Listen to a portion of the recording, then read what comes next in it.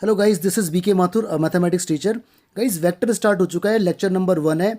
इसके अंदर स्टार्टिंग में थोड़ी सी थ्योरी है, इसके बाद कुछ कॉन्सेप्ट आएंगे। देखिए, सारे कॉन्सेप्ट आप एक पेपर पे लिख लेना, क्योंकि आने वाले लेक्चर्स में वो सारे कॉन्सेप्ट यूज़ होंगे।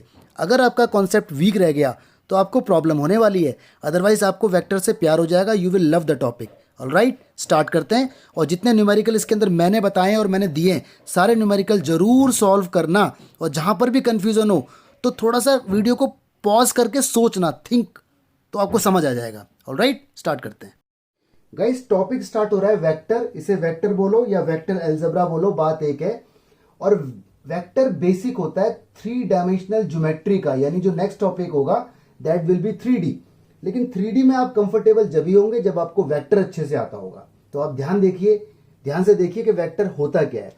देखिए, वेक्टर को पढ़ने से पहले आप जानिए फिजिकल क्वांटिटी। आप लोगों ने सुना होगा distance, money, speed, displacement, velocity, force, area, density. तो ये सब फिजिकल क्वांटिटी होते हैं। अगर आपको फिजिकल क्वांटिटी के बारे में और उनकी यूनिट के बारे में नॉलेज नहीं है तो आपको वेक्टर समझने में प्रॉब्लम होगी। तो फिजिकल क्वांटिटी को डिवाइड किया गया है गाइस 2 पार्ट में। पहला पार्ट को बोला जाता है स्केलर फिजिकल क्वांटिटी, और दूसरे को बोला जाता है वेक्टर फिजिकल क्वांटिटी। ठीक है, वेक्टर या वेक्टर्स, बात एक है। अब ये होता क्या है, देखो, इसी स्केलर फिजिकल क्वांटिटी वो होती है जहां सिर्फ मैग्नीट्यूड होता है, ओनली मैग्नीट्यूड। अब बात आती है मैग्नीट्यूड क्या होता है। मैग्नीट्यूड का मतलब है न्यूमेरिकल वैल्यू, किसी भी चीज की न्यूमेरिकल वैल्यू। ठीक है, एग्जांपल मैं बोलता हूं कि मेरी बाइक की स्पीड 20 किलोमीटर पर आवर है, तो वो जो 20 है ना, वो मैग्नीट्यूड है।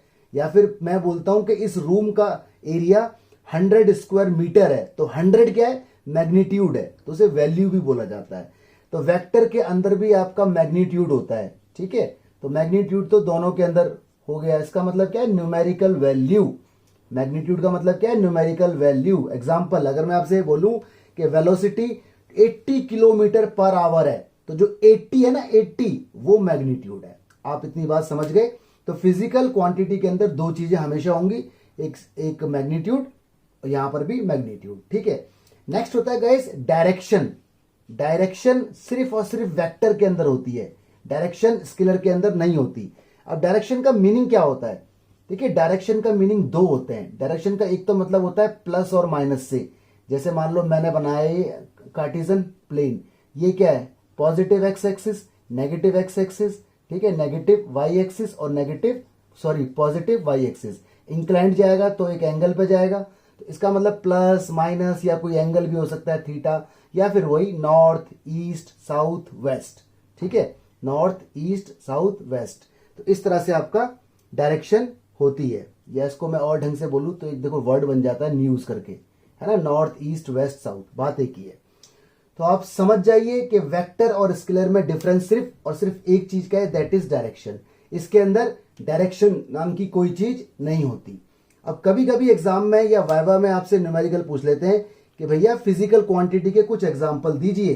तो देखिए एग्जाम्पल इसके, डिस्टेंस स्केलर है, मनी स्केलर है, स्पीड स्केलर है, वोल्टेज स्केलर फिजिकल क्वांटिटी है, टाइम स्केलर है, रेसिस्टेंस ये भी स्केलर है। ठीक है, वॉल्यूम ये भी स्केलर है, length this is also scalar physical quantity, angle scalar physical quantity, density scalar physical quantity, work done scalar physical quantity, okay, mass scalar physical quantity. और एक कंट्रोवर्शियल टॉपिक और है एरिया। एरिया, अब कुछ teacher area को बोलते हैं कि ये वेक्टर है, कुछ टीचर एरिया को बोल देते हैं कि ये वेक्टर है। तो बात तो वो ठीक बोल रहे होते हैं, लेकिन एरिया वेक्टर जब होगा जब वो 3D के अंदर पढ़ा जाएगा। अगर आप 3D के अंदर एरिया की बात करते हैं तो वो वेक्टर क्वांटिटी होगा, लेकिन 2D के अंदर एरिया हमेशा स्केलर होता है। अब ये बहस का टॉपिक है, डिस्कशन का टॉपिक है, तो इसको डिस्कस करेंगे हम बाद में। ऑलराइट, तो ये सारी चीजें स्केलर क्वांटिटी होती हैं, आपको याद रखनी है। ठीक है जी, और देखिए इधर, अच्छा यहाँ पे बात हो रही है थीटा की, एंगल की। देखो ये आ रहा है यहाँ पे एंगल, और यहाँ पर एंगल तो डायरेक्शन दिखा रहा है। देखिए ये एंगल अलग चीज है, जैसे 30 डिग्री, तो वो तो एक स्केलर हो गया। लेकिन अगर मैं ये बोलूं कि एक बंदा 30 डिग्री पर नॉर्थ वेस्ट में 30 किलोमीटर पर आवर के हिसाब से चलता है, तो वो वेलोसिटी, वो आपका वेक्टर फिजिकल क्वांटिटी हो जाएगा। ठीक है, वो डायरेक्शन को शो कर रहा है। लेकिन सिर्फ एंगल बोलूंगा ना, केवल एंगल 30 डिग्री, तो वो स्केलर होगा। आगे देखिए जी, अगर आपसे कोई पूछे वेक्टर फिजिकल क्वांटिटी के एग्जांपल दीजिए, तो आप बोलेंगे डिस्प्लेसमेंट। ठीक है ना, डिस्प्लेसमेंट और डिस्टेंस में फर्क क्या होता है? डिस्प्लेसमेंट शॉर्टेस्ट डिस्टेंस होती है। ठीक है, आप लोगों ने पढ़ा होगा फिजिक्स में। इसके बाद इसके अंदर आता है वेलोसिटी। वेलोसिटी भी आपका वेक्टर फिजिकल क्वांटिटी है। एक्सीलरेशन, एक्सीलरेशन भी आपका वेक्टर फिजिकल क्वांटिटी है। फोर्स हो गया, फोर्स। ठीक है, इसके बाद वेट हो गया। वेट क्यों होता है? ग्रेविटी की वजह से। ग्रेविटी इसको डायरेक्शन देती है कि हमेशा नीचे की तरफ गिरो। Electric field intensity. ठीक है जी, इलेक्ट्रिक फील्ड इंटेंसिटी, ये भी आपका वेक्टर फिजिकल क्वांटिटी है। इंटेंसिटी, ये चीज हो गई। और नेक्स्ट आपका आ गया मोमेंटम। मोमेंटम भी आपका क्या है? Vector physical quantity. तो ये सारे एग्जांपल आपको अच्छे से याद होने चाहिए, क्योंकि वाइवा के अंदर ये सब पूछेगा, या एमसीक्यू में आ सकता है कि कौन स्केलर है और कौन वेक्टर है। बाकी आप रिसर्च कीजिए, आपको और भी एग्जांपल मिल जाएंगे। ये तो जस्ट मैंने आपको एक आइडिया दिया है। देखिए, कुछ एग्जांपल है, कभी कभी आपको यूनिट दे दी जाती है, तो इसमें आपसे पूछ रहा है विच वन इज स्केलर और वेक्टर, कौन स्केलर है और कौन वेक्टर है। तो ध्यान से देखिए, आपको सब कुछ पता होना चाहिए कौन स्केलर और कौन वेक्टर है। देखिए, सबसे पहला है 5 सेकेंड। तो ये क्या होता है? ये आपका टाइम है। ठीक है, और टाइम आपको पता है स्केलर क्वांटिटी है, तो दिस इज स्केलर। इसके बाद आपको दिया हुआ है ये 1000 मीटर क्यूब। आपको मालूम है ये वॉल्यूम की यूनिट होती है ना, metre cube, centimetre cube, volume. तो ये वॉल्यूम है, तो ये भी क्या होगा? स्केलर होगा आपका। ओके, आगे आपको दिया हुआ है 10 न्यूटन। आपको पता होगा न्यूटन जो है फोर्स की यूनिट होती है। नहीं पता तो आप याद करो उसको। तो ये आपका वेक्टर होगा, फोर्स हमेशा वेक्टर होता है। ओके, इसके बाद है 30 किलोमीटर पर आवर। इसमें देखो कोई डायरेक्शन नहीं दी हुई, सिर्फ दिया हुआ है 30 किलोमीटर पर आवर। तो ये आपकी स्पीड है, और स्पीड आपका वेक्टर होता है, डायरेक्शन नहीं है। इसके बाद आपका इसमें लिखा हुआ है 10 ग्राम पर सेंटीमीटर क्यूब। ग्राम पर सेंटीमीटर क्यूब या मीटर क्यूब, जो भी है, जो भी यहाँ पे लिखा होगा, ये आपका डेंसिटी होती है, डेंसिटी की यूनिट होती है ये। और डेंसिटी अपने आप में स्केलर क्वांटिटी होती है। ठीक है, इसके बाद आपको दिया हुआ है 20 मीटर सेकेंड टूवर्ड्स नॉर्थ। देखो ये स्पीड है लेकिन डायरेक्शन भी है, तो उसका मतलब ये वेलोसिटी हो गई। और वेलोसिटी आपको पता है वेक्टर क्वांटिटी होती है, वेक्टर, तो ये वेक्टर है। 40 डिग्री आप समझ जाइए, ये एंगल है। ठीक है, और एंगल हमारा क्या होता है? स्केलर क्वांटिटी, तो ये स्केलर है। ठीक है, 40 वाट, ये भी आपका स्केलर क्वांटिटी है। 10⁻⁹ कूलम, ये भी आपका स्केलर क्वांटिटी है। ठीक है, 20 मीटर पर सेकंड स्क्वायर, ये आपका एक्सीलरेशन है। एक्सीलरेशन सेकंड स्क्वायर में होता है, मीटर पर सेकंड स्क्वायर या किलोमीटर पर सेकंड स्क्वायर, जो भी आपका होगा यूनिट। तो ये आपका एक्सीलरेशन है, तो ये आपका वेक्टर क्वांटिटी है, वेक्टर फिजिकल क्वांटिटी। तो इस टाइप के न्यूमेरिकल भी एग्जाम में आ जाते हैं, तो आप इन्हें याद रखें, रिसर्च कर लें, कम से कम 20 यूनिट याद रखें, वेक्टर की भी और स्केलर की भी, ताकि आपको कंफ्यूजन ना हो, क्योंकि एग्जाम में यही आता रहता है बदल बदल के। देखिए गाइस, एक कॉन्सेप्ट आपके सामने आता है। मैं लेता हूं यहां पर एक एरो। ध्यान रखना, वेक्टर को हमेशा रिप्रेजेंट किया जाता है थ्रू अ एरो। ठीक है, तो ये मैंने लिया एक एरो, ये इसका हेड है इस तरफ, ये इसको हेड बोलते हैं, और ये इसका टेल है। तो इनिशियल पॉइंट को बोलते हैं टेल, और जहां पर खत्म हो जाता है उसे बोलते हैं हेड। और इसको इनिशियल पॉइंट भी बोला जाता है। क्या बोला जाता है? Initial point. ध्यान रखना ये सारी बातें। और इसको टर्मिनल पॉइंट बोला जाता है, क्योंकि यहां पर ये टर्मिनेट हो गया है, टर्मिनल पॉइंट। ओके, अगर मैं बोलूं कि इसका नाम ए है और इसका नाम बी है, तो देखो ए बी अपने आप में एक वेक्टर है, ए बी अपने आप में एक वेक्टर है। और मैं बोलूं अगर बी ए, तो बी ए भी अपने आप में एक वेक्टर है, लेकिन डायरेक्शन चेंज हो गई। देखो ए बी बोल रहा हूं तो मैं ए से बी की तरफ जा रहा हूं, लेकिन अगर मैं बी ए बोल रहा हूं तो मैं बी से ए की तरफ आ रहा हूं, तो डायरेक्शन चेंज हो गई। ठीक है, सपोज करो ए से लेके बी तक की लेंथ है 40, तो मैं बोलूंगा कि ए बी वेक्टर ना 40 यूनिट का है। कितने यूनिट का है? 40 का। और अगर मैं बी ए बोलूंगा तो मैं बोलूंगा ये है तो 40 यूनिट का ही, लेकिन नेगेटिव हो जाएगा। रीजन, क्योंकि यहां से यहां आ रहे हैं, ऊपर का एरो हेड चेंज नहीं होगा। कभी आप सोचो कि मैं इसको ऐसे बना दूंगा, ऐसे आप नहीं बना सकते। वेक्टर हमेशा इसी फॉर्म में दिखाया जाएगा। तो इसका मतलब ये है 40 क्योंकि इनिशियल टू टर्मिनल। लेकिन अगर आप एंड पॉइंट से स्टार्टिंग पॉइंट पे आएंगे, मतलब टर्मिनल से इनिशियल पे आएंगे, तो आपको डायरेक्शन चेंज करनी पड़ेगी। तो ये आपका कॉन्सेप्ट नंबर 1 है कि एरो हेड से वेक्टर को दिखाया जाएगा एरो से। सपोज करो कोई वेक्टर ऐसे है, ठीक है, ये पॉइंट P है और ये पॉइंट Q है, इसकी लेंथ है 90, तो मैं बोलूंगा PQ एक वेक्टर है जिसकी लेंथ 90 है। और अगर किसी बच्चे ने ऐसे बोला QP तो बोल सकता है, लेकिन माइनस का 90 बोलेगा, माइनस का 90, ठीक है, 10 लिख दिया था मैंने वो। ओके, और देखो मान लो ये कोई वेक्टर है, इसका नाम है C, इसका नाम है D और इसकी लेंथ है 2, तो मैं बोलूंगा CD कोई वेक्टर है जिसकी लेंथ 2 है। और अगर किसी बच्चे ने ऐसे बोला DC तो वो बोल सकता है, लेकिन माइनस का 2, ठीक है, इस तरह से। एक्चुअली ये जो 40 है ना, इसे बोलते हैं मैग्नीट्यूड, ये मैग्नीट्यूड है। और मैग्नीट्यूड रिप्रेजेंट कैसे होता है? मैग्नीट्यूड देखो इससे होता है रिप्रेजेंट, इससे, मॉड्यूलस से, ठीक है, इससे होता है। कैसे बताऊंगा? अभी एग्जांपल आने दो, मैं बताऊंगा। फिलहाल मैंने आपको एरो डायग्राम का कॉन्सेप्ट बताया है कि इसके अंदर टेल क्या है, हेड क्या है। अगर टेल से हेड पढ़ेंगे तो कोई दिक्कत नहीं, लेकिन अगर हेड से टेल पढ़ेंगे तो नेगेटिव लगाना पड़ेगा। एरो चेंज नहीं होगा, एरो की डायरेक्शन वही रहेगी, ठीक है। तो ये बड़ा इंपॉर्टेंट कॉन्सेप्ट है, ध्यान में रखो इसे। देखिए जी, कॉन्सेप्ट नंबर 2 पे आ गए। सपोज करो मैंने आपके सामने एक बॉक्स बनाया इस टाइप से, ठीक है, ये बॉक्स बन के देखो तैयार हो गया लाइक दिस। अच्छा, अब देखो ये चीज क्या है, ये इसकी जेड एक्सिस है, ठीक है, हाइट। ये क्या है, ये इसकी वाई एक्सिस है, ओके। और ये क्या है, ये इसकी एक्स एक्सिस है, हॉरिजॉन्टल लेंथ जो होती है। तो ये इसमें 3 डायमेंशंस आपके सामने आ गई, क्योंकि हम पढ़ रहे हैं वेक्टर, और वेक्टर 2D में भी होता है और वेक्टर 3D में भी होता है। 3D का मतलब 3 डायमेंशन, 2D का मतलब 2 डायमेंशन। तो यहां पर एक्स एक्सिस है, वाई एक्सिस है और जेड एक्सिस है। अगर मैं इस डायग्राम को इससे उठा लूं, इन तीनों को, तो देखो कुछ इस टाइप से बनके ये डायग्राम तैयार होता है लाइक दिस, ठीक है। वाई एक्सिस हो गया, जेड एक्स एक्सिस हो गया, and this is what, Z axis. अब देखो एक्स एक्सिस के अलोंग एक वेक्टर काम कर रहा होता है, उसे बोलते हैं यूनिट वेक्टर, ठीक है। जैसे देखो 1 यूनिट, 2 यूनिट, 3 यूनिट, यहां पर भी ऐसी होता है यूनिट वेक्टर वाई एक्सिस के अलोंग, और यहां पर भी कोई यूनिट वेक्टर काम कर रहा होता है। तो एक्स एक्सिस के अलोंग जो यूनिट वेक्टर काम करता है उसे बोलते हैं आई कैप, ठीक है, आई कैप। जिसके ऊपर भी एक कैप लग जाएगा ना, कैप, इसका मतलब वो यूनिट है। आप ये बात समझ जाना, इसे बोलते हैं कैप, ठीक है।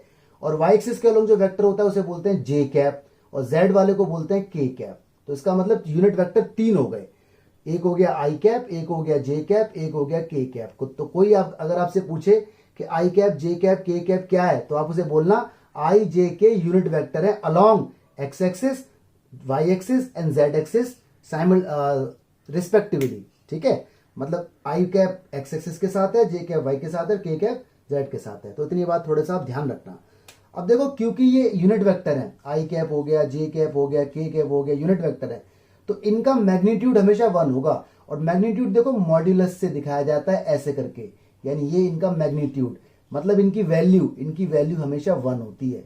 तो ध्यान रखना, आई cap, J cap, K cap unit vector होते हैं और इनकी वैल्यू हमेशा 1 होती है। ये कॉन्सेप्ट काम आएगा, यानी आगे आने वाले टाइम में वेक्टर आपको आई जे के की फॉर्म में ही दिखने वाला है, ठीक है, क्योंकि स्पेस में होता है हमारा vector.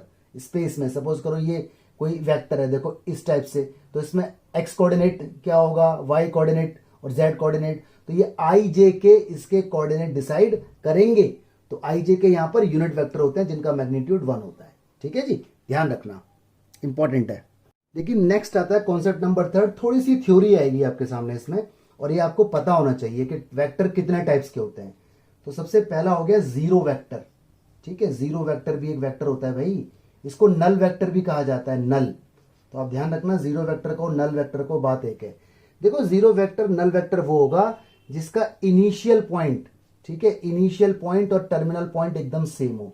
Initial is equal to terminal point, है ना। अब कुछ कुछ बात आपको समझ में आ रही होगी। टर्मिनल पॉइंट क्या समझ में आया आपको, कि जिसका टेल और हेड सेम हो। मतलब देखो कोई ये है पॉइंट है, यानी ये पॉइंट यहीं से स्टार्ट है और यहीं पर फिनिश है, इसका नाम है ए पॉइंट। तो इसको मैं बोलूंगा कि सिर्फ इतना ही है खाली, इसका मतलब यही इसका इनिशियल है, यही इसका टेल है और यही इसका हेड है। तो इसको रिप्रेजेंट किया जाएगा ए वेक्टर से, ठीक है। ए मतलब ए से शुरू और ए पे खत्म। और ध्यान रखना, हमेशा जीरो वेक्टर का मैग्नीट्यूड ऑलवेज 0 होता है, क्योंकि कोई लेंथ ही नहीं है, ठीक है।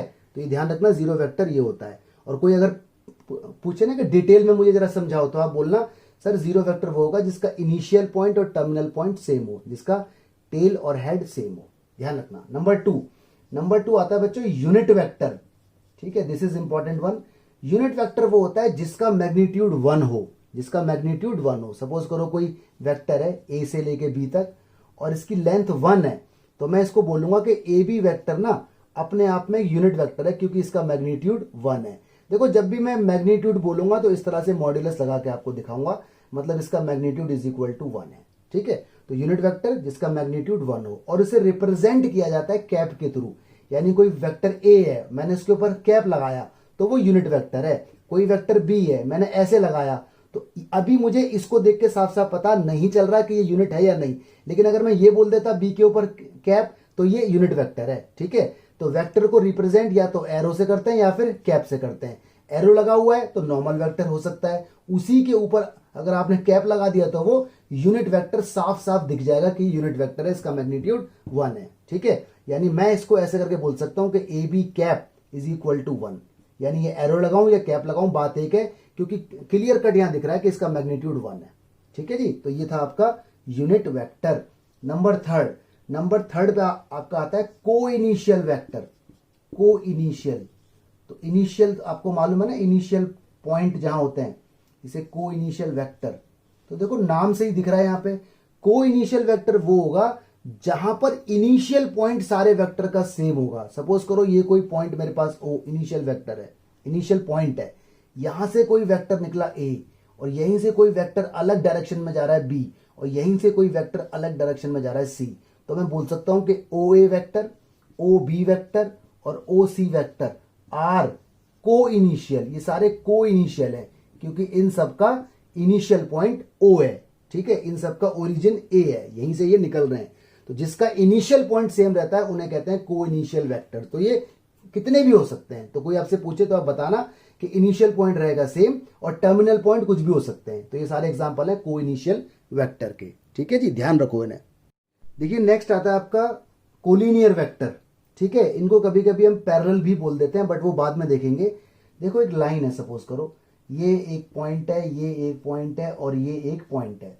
देखो एक वेक्टर है ए बी, ठीक है, ये इसका एरो है, और एक वेक्टर है बी सी, ये इसका एरो है। मतलब ए बी के लिए ये इनिशियल है और ये इसका टर्मिनल है, और बी सी के लिए ये इनिशियल है और ये इसका टर्मिनल है, और एक वेक्टर अपने आप में पूरा ए सी है। तो ए सी वेक्टर अगर मैं देखूंगा तो इसका ये क्या है, इनिशियल, और ये सब क्या है, इसका टर्मिनल। तो यानी ए बी वेक्टर, ठीक है, बी सी वेक्टर और A C vector lie on a line, lie on a line, वो एक लाइन के ऊपर है, यानी सारे वेक्टर एक के ऊपर एक है। तो ये सारे वेक्टर कोलिनियर बोलेंगे, इनको क्या बोलेंगे, कोलिनियर, ठीक है। और देखो अगर मान लो मैं आपसे ये बोलता हूं कि ये एक लाइन है, ये ए बी वेक्टर है, सपोज करो डायरेक्शन देखो ऐसी है इसकी, ये कोई सी है, इसकी डायरेक्शन देखो ऐसी है, मतलब यहां से स्टार्ट और यहां जाके ये इस हेड से टकरा रहा है, तो भी ये कोलिनियर वेक्टर ही होंगे। नहीं समझ में आई बात, यानी डायरेक्शन का कोई लेना देना नहीं है, बस एक लाइन पे होने चाहिए। और इनको पैरेलल वेक्टर के नाम से भी जाना जाता है अगर कुछ ऐसा है। सपोज करो एक वेक्टर ये है, इसका नाम है ए बी वेक्टर, इस तरह से, और बिल्कुल इसके पैरेलल एक वेक्टर और चल रहा है, छोटा बड़ा भी हो सकता है, ये छोटा, इसकी लेंथ सपोज करो 10, इसकी लेंथ सपोज करो 20, इस टाइप से भी हो सकता है, और इसका नाम है सी डी वेक्टर। तो ये भी आपस में कोलिनियर है या फिर पैरेलल है। इन दिस केस बात एक ही मानी जाती है भाई, जब एक लाइन के ऊपर एक लाइन हो जाएगी वो भी तो पैरेलल ही होती है, ठीक है, लेकिन ऑफिशियली उसको हम कोलिनियर बोलते हैं। तो इसको हम पैरेलल भी बोल सकते हैं या फिर कोलिनियर भी, क्योंकि इसके ऊपर आ जाएगी तो बन जाएगा ये वाला केस। और देखो सपोज करो एक वेक्टर ये जा रहा है ए से लेके बी तक इस डायरेक्शन में, और ये वेक्टर इधर जा रहा है सी से लेके डी तक, इसकी लेंथ है 10, इसकी लेंथ है 9, तो ये भी आपस में कोलिनियर है अगर ये पैरेलल है तो, ठीक है। कुल मिला के मैग्नीट्यूड का फर्क नहीं पड़ता, कोई छोटा बड़ा भी हो सकता है। तो देखो ये सारे वेक्टर कोलिनियर हैं, ये देखो सारे वेक्टर कोलिनियर हैं, ये देखो ये सारे वेक्टर कोलिनियर हैं, और ये देखो एक के ऊपर एक वेक्टर ये रहा, एक ये रहा, एक ये रहा, एक ये रहा, और एक लंबी लाइन, तो ये सारे वेक्टर आपके कोलिनियर वेक्टर होंगे। ध्यान रखना मैग्नीट्यूड अलग अलग हो सकता है, डायरेक्शन अलग अलग हो सकता है, लेकिन हमेशा पैरेलल रहते हैं, गैप हमेशा सबके बीच में सेम रहता है, या एक के ऊपर एक आते हैं। तो इस कॉन्सेप्ट को अच्छे से देख लें कि कोलिनियर वेक्टर क्या होता है और इसको पैरेलल भी बोला जाता है। देखिए अब आता है आपके सामने इक्वल वेक्टर। तो नाम से ही आपको यहाँ पे दिख रहा है इक्वल वेक्टर। तो ऐसा वेक्टर जिसका मैग्नीट्यूड भी सेम हो, यानी जिन दो वेक्टर का मैग्नीट्यूड सेम होना चाहिए, ठीक है। दूसरी बात इक्वल होना चाहिए, डायरेक्शन भी सेम होनी चाहिए, तो उन्हें कहेंगे इक्वल वेक्टर्स। डायरेक्शन भी सेम होनी चाहिए। एग्जाम्पल, एक वेक्टर देखो मेरे पास ये है, इसका नाम है ए वेक्टर और ये इस डायरेक्शन में जा रहा है, इसकी वैल्यू 10 है। एक वेक्टर मेरे पास ये है, ये भी इस डायरेक्शन में जा रहा है, इसकी वैल्यू भी 10 है। तो ये दोनों इक्वल वेक्टर होंगे, ठीक है। अब आ गया नेगेटिव ऑफ वेक्टर। इसका एग्जांपल मैं आपको स्टार्टिंग में दे चुका हूं, अगर आपको ध्यान हो। देखो कोई वेक्टर मेरे पास है, इसका नाम है ए से लेके बी तक और इसकी मैग्नीट्यूड कितना है 40। तो इसका अगर मैं इसको बोलूंगा तो मैं बोलूंगा ए बी वेक्टर मेरा 40 का है, लेकिन नेगेटिव इसका बी ए हो जाएगा, डायरेक्शन चेंज हो जाएगी तो वो नेगेटिव हो जाएगा। मैग्नीट्यूड सेम रहता है, नेगेटिव का मतलब डायरेक्शन चेंज हो जाना। तो ये बात हम ऑलरेडी डिस्कस कर चुके हैं, बट नाम हम पहली बार देख रहे हैं कि इसको नेगेटिव वेक्टर बोलते हैं जब डायरेक्शन चेंज हो जाती है। अगला आपका आता है कोप्लेनर वेक्टर। देखो कोई प्लेन मेरे पास है, कोई सरफेस मेरे पास है, ठीक है। ये कोई प्लेन है, कोई फर्श है। अगर इसके ऊपर दो वेक्टर बन रहे हैं, जैसे ये ए वेक्टर है, ये बी वेक्टर है, तो ये कोप्लेनर है। सपोज करो ये मेरे पास एक बॉक्स बनाया मैंने, देखो इस टाइप से, ठीक है। ये देखो बॉक्स है, कुछ अजीब सा बन गया, चलो कोई नहीं। अरे यार वास्तव में अजीब सा बन गया ये तो, हटाओ उसको। सपोज करो ये मैंने कोई बॉक्स बनाया, कोई वॉल बनाई, कोई दीवार बनाई, स्पेस बनाया। तो देखो ये वाली सरफेस जो है, ये रूफ, जो उसकी छत है ना, ये रूफ। सपोज करो इस रूफ के ऊपर दो वेक्टर हैं, एक ये रहा, एक ये रहा। तो ये दोनों वेक्टर आपस में कोप्लेनर हैं। अगर मान लो एक वेक्टर रूफ के ऊपर है और एक वेक्टर इस दीवार के ऊपर है, तो ये दोनों वेक्टर कोप्लेनर नहीं होंगे। तो कोप्लेनर वेक्टर वो होते हैं जो सेम प्लेन पे होते हैं, ठीक है। तो सेम प्लेन पर जब वेक्टर बनेंगे तो उन्हें कोप्लेनर कहा जाएगा। तो अपने हिसाब से आप लिख लो, ये थ्योरी जानना बहुत जरूरी था। देखिए दो न्यूमेरिकल आपके सामने है, फर्स्ट वाला आप खुद करना, सेकंड वाला मैं आपको बता रहा हूं।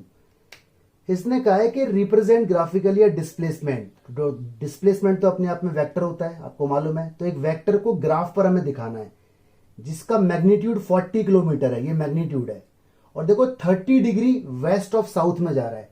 30 डिग्री, ये जो एंगल है ना, ये अपने आप में स्केलर है, लेकिन ये स्केलर मतलब जो एंगल है वो डायरेक्शन बता रहा है कि वेस्ट ऑफ साउथ में 30 डिग्री मुड़ जाओ, इसलिए ये पूरा वेक्टर का रोल प्ले कर रहा है। लेकिन अगर मैं अकेले 30 डिग्री को बोलूंगा तो ये अपने आप में स्केलर होता है, जैसे मैंने लिखा था ना एंगल। तो इसमें थोड़ा कंफ्यूज मत होना आप। तो देखो इसको आप बनाओगे एक डायरेक्शन ग्राफ पर, तो इस तरह से आप इसको बना लो। ये देखो, ये आपको मालूम होगा, इसे बोलते हैं ईस्ट, इसे बोलते हैं वेस्ट, ठीक है। डायरेक्शन चार्ट, इसे बोलते हैं क्या, नॉर्थ, और इसे बोलते हैं साउथ। ये आपको मालूम है। ये आपका हो गया जहां से आपकी जर्नी स्टार्ट हो रही है, ओ पॉइंट, इनिशियल पॉइंट होगा यहां से। इसने कहा है 40 किलोमीटर जाना है वेस्ट ऑफ साउथ। देखो उल्टा पढ़ते हैं इसको। इसने बोला है अगर वेस्ट ऑफ साउथ है ना, वेस्ट ऑफ साउथ, यानी ये वेस्ट और ये साउथ। अगर वेस्ट ऑफ साउथ इसने बोला है तो साउथ से स्टार्ट कीजिए, यानी साउथ से 30 डिग्री का बनाओ एंगल। ए ऐसे करके देखो 30 डिग्री का बनेगा एंगल, ये 30 डिग्री का एंगल बनेगा साउथ से वेस्ट की साइड में। अगर बोलता है ये साउथ ऑफ वेस्ट, तो वेस्ट से बनता 30 डिग्री का एंगल साउथ की साइड में। तो ध्यान रखना है, इसका मतलब उल्टा होता है। तो यहां से ये बन गया एंगल, तो इसको मैंने मिलाया तो देखो इस टाइप से एक लेंथ निकल के आई, और इसकी लेंथ कितनी है 40। तो इस लाइन को ना 4 इक्वल पार्ट में डिवाइड कर दीजिए, ताकि 40 को मैं ऐसे कर दूं 10 10 10 10, मर्जी आपकी है। या तो 4 पार्ट में डिवाइड करो या 5 पार्ट में, 5 में होगा तो 5 5 5, इसके इक्वल इक्वल पार्ट बनाना है आपको। तो मैंने इसकी कर दिए जी 4 पार्ट, या फिर आप 2 पार्ट भी कर सकते हो 20-20 के, आपकी मर्जी है। तो देखो एक पार्ट ये रहा 10 यूनिट, एक ये रहा 10 यूनिट, एक ये रहा 10 यूनिट, और एक लास्ट में ये आ गया 10 यूनिट। तो ये यहां बना दो एक हेड। तो ये देखो एक बन गया पॉइंट, इसका नाम कुछ रख दो पी नाम से। और देखो ये कितनी है 10 यूनिट है, ठीक है, 10 10 10 10। तो टोटल जो इसकी लेंथ हो गई वो 40 हो गई। तो मैं इस तरह से इसको बोलूंगा कि ओपी वेक्टर का मैग्नीट्यूड इज इक्वल टू 40 है, ठीक है। और डायरेक्शन तो मुझे इसने दी हुई है 30 डिग्री वेस्ट ऑफ साउथ, ठीक है। इसका बस ध्यान रखना, अगर वेस्ट ऑफ साउथ बोले तो साउथ से वेस्ट की तरफ, जैसे यहां बोल रहा है ईस्ट ऑफ नॉर्थ, तो नॉर्थ से ईस्ट की तरफ, ठीक है। ये रहा ना नॉर्थ ईस्ट, तो नॉर्थ से लेना है ईस्ट की तरफ 30 डिग्री का एंगल।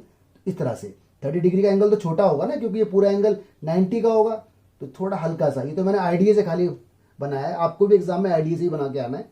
तो OP vector is the required vector, ठीक है। लिख के आना है यहां पर, this is a required vector, ठीक है, विद मैग्नीट्यूड 40, वो तो मैंने लिख दिया। मैग्नीट्यूड को हमेशा मॉडुलस से रिप्रेजेंट किया जाता है।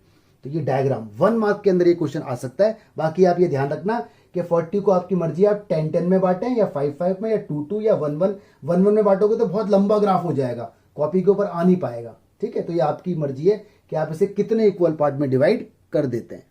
देखिए गाइस, एक एग्जाम्पल आपको दिख रहा है इसमें, एग्जाम्पल नंबर 3, ध्यान से देखो, ठीक है। एग्जाम्पल नंबर 3 में आपसे इसने पूछा हुआ है कि इन फिगर 10.5, फिगर आपको ऑलरेडी दिया हुआ है, बताओ कौन कौन से वेक्टर कोलिनियर है, कौन से इक्वल है और कौन से को इनिशियल है, ठीक है। तो पहले सबसे पहले हम बताते हैं कोलिनियर का आंसर। तो कोलिनियर आपको ध्यान होगा पैरेलल वेक्टर भी होते हैं या एक के ऊपर एक हो वो भी होते हैं। ध्यान से देखो, ए की डायरेक्शन, ए वेक्टर और सी वेक्टर देखो आपस में कोलिनियर है, ए वेक्टर और सी वेक्टर। रीजन, क्योंकि ए और सी आपस में पैरेलल दिख रहे हैं। लेकिन देखो जो डी वेक्टर है ये भी तो कोलिनियर है सी के साथ। रीजन, क्योंकि देखो एक ही लाइन में ये सी वेक्टर है और ये डी वेक्टर है। तो मैंने कहा था एक ही लाइन पे वेक्टर अगर हो, चाहे उनकी डायरेक्शन अलग अलग हो, लेकिन तब भी वो कोलिनियर होते हैं। तो जब सी और डी कोलिनियर है और ए और सी कोलिनियर है तो ए और डी भी कोलिनियर होंगे, ठीक है। तो कोलिनियर वेक्टर की कंडीशन क्या है, या तो पैरेलल हो या एक ही लाइन पे हो। तो ये दो वेक्टर तो पैरेलल है और इसी लाइन के ऊपर एक डी वेक्टर भी है, तो इसका मतलब ये वाला वेक्टर भी इसके साथ कोलिनियर हो जाएगा। तो डायग्राम में देख के जरा ध्यान रखना। अगला इसने कहा है इक्वल वेक्टर। देखो जी जरा, इक्वल वेक्टर ध्यान रखना, डायरेक्शन और मैग्नीट्यूड सेम होना चाहिए। तो डायग्राम में देखो आपको ए और सी दिख रहे हैं, इक्वल वेक्टर ए और सी। क्यों? देखो ए की डायरेक्शन भी और सी की डायरेक्शन सेम है और लंबाई भी इनकी सेम दिख रही है बिल्कुल। तो ए और सी यहां पर इक्वल वेक्टर है, ठीक है। और देखो जी, अब इसने कहा है को इनिशियल वेक्टर। को इनिशियल वो होते हैं जिनका इनिशियल पॉइंट सेम होता है। ध्यान से देखो, सी वेक्टर, ठीक है, और बी वेक्टर और डी वेक्टर देखो एक ही पॉइंट से निकल रहे हैं। डायग्राम में जरा देखो, जो इस तरह से डायग्राम आपको दिख रहा है, ये वाला पॉइंट देखो, यहां से डी वेक्टर निकल रहा है और ये देखो सी वेक्टर गया उधर की तरफ, ये इधर आया और ये देखो बी वेक्टर, ये आया आपका बी वेक्टर, है ना। तो यानी एक ही पॉइंट यहां पर है। तो इसका मतलब को इनिशियल वेक्टर हम इजीली बता पाएंगे। वो हमारे कौन कौन से हैं, एक बी है, एक सी है और एक डी है। तो इस तरह से एग्जाम में क्वेश्चन अगर आएगा तो आप देख लेना, ठीक है। तो this is the concept of vector, जो बहुत इंपॉर्टेंट था। अब आगे आती है इंपॉर्टेंट बात है न्यूमेरिकल। देखिए एक पॉइंट आ रहा है, how does a vector look. Vector दिखने में लगता कैसा है न्यूमेरिकली, ठीक है। वेक्टर दिखने में लगता कैसा है, इसकी दो बातें हैं। एक तो वेक्टर अगर आप देखोगे तो आपको डायग्राम के थ्रू, तो वेक्टर हमेशा एरो की तरह होता है, ठीक है। जब भी मैं बोलूं ना वेक्टर, तो आपके दिमाग में एक एरो आना चाहिए जिसमें एक इनिशियल पॉइंट ए होगा जिसे बोलते हैं टेल, और जिसमें एक टर्मिनल पॉइंट बी होगा जिसे बोलते हैं हेड, ओके। और जो उसकी लेंथ होगी वो इसका मैग्नीट्यूड होगा, ए बी वेक्टर कहा जाएगा और मैग्नीट्यूड होगा। और डायरेक्शन ए से लेके बी तक आपको दिखाई जा रही है। अगर बी ए बोलोगे तो डायरेक्शन नेगेटिव हो जाएगी, ठीक है। प्लस माइनस का मतलब यहां पे डायरेक्शन का होता है। तो ये तो हो गया ज्योमेट्रिकली कि वेक्टर दिखता कैसा है। अगर मैथमेटिकली उसे हम देखें, न्यूमेरिकल फॉर्म में देखें, तो देखो एक वेक्टर ऐसे करके दिखता है, ए आई प्लस बी जे प्लस सी के। याद करो, आई कैप, जे कैप और के कैप ये यूनिट वेक्टर होते थे along X axis. X axis के अलोंग आई कैप काम करता है, वाई के अलोंग जे कैप, ये वाई है, ये एक्स एक्सिस है, और जेड एक्सिस के अलोंग के कैप। तो एक वेक्टर न्यूमेरिकली आपको ऐसा दिखता है। इसका कुछ नाम भी होगा। अगर मैंने इसका नाम रखा ए, तो इसे इस तरह से दिखाया जाएगा, ए एरो से, ठीक है। ये हेड इसका एरो है, मतलब कोई वेक्टर आपको न्यूमेरिकली ऐसा दिखेगा। और ज्योमेट्रिकली जब भी मैं बोलूं तो आप हमेशा एरो डायग्राम के थ्रू से बनाओगे। दिस इज द एरो जो वेक्टर को ज्योमेट्रिकली ग्राफिकली रिप्रेजेंट करता है, लेकिन मैथमेटिकली उसे ऐसे बोलते हैं, ए आई प्लस बी जे प्लस सी के। अब देखो इसके अंदर है क्या क्या। देखो ये जो आई जे के है ये तो यूनिट वेक्टर है। ये ए क्या है, ए आपका स्केलर है। स्केलर क्या है, ये स्केलर। अभी इसकी डिटेल में आपको बताता हूं, मतलब कांस्टेंट है कोई। बी क्या है, ये भी आपका स्केलर है, कांस्टेंट है। सी क्या है, ये भी आपका स्केलर है। तो इन्हें बोलते हैं स्केलर कंपोनेंट, ठीक है। अगर कोई ज्यादा डिटेल में पूछता है तो आप बोलना सर ए बी सी जो है वो स्केलर कंपोनेंट होते हैं, स्केलर कंपोनेंट। और जो अगर आप इसे कंप्लीटली बोलोगे ना इस तरह से कि भाई ये क्या है, ए आई कैप क्या है, या बी जे कैप क्या है, या सी के कैप क्या है, तो आप बोलोगे ए आई कैप अपने आप में वेक्टर कंपोनेंट है। ये क्या है, वेक्टर यार क्या लिख देता हूं मैं कभी कभी, वेक्टर कंपोनेंट। ठीक है बच्चों, तो ए आई प्लस बी जे प्लस सी के अपने आप में वेक्टर कंपोनेंट्स हैं, और खाली ए, खाली बी, खाली सी अपने आप में स्केलर कंपोनेंट है। अब जरा इसका मतलब समझते हैं डिटेल में।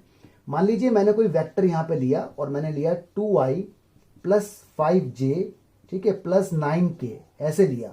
इसका मतलब यह है कि एक्स एक्सिस पे मैं 2 यूनिट आगे बढ़ रहा हूं।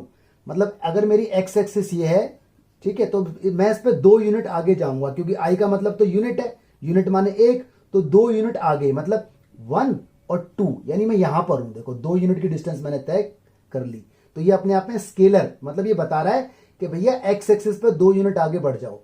ठीक है, इसका मतलब क्या है 5 का मतलब, इसका मतलब है कि वाई एक्सिस पे आप 5 यूनिट आगे बढ़ो, यानी यहां से 5 यूनिट आगे, 1 2 3 4 5, तो अपने आप में ये स्केलर है, बता रहा है कि वाई एक्सिस पे 5 यूनिट आगे जाओ।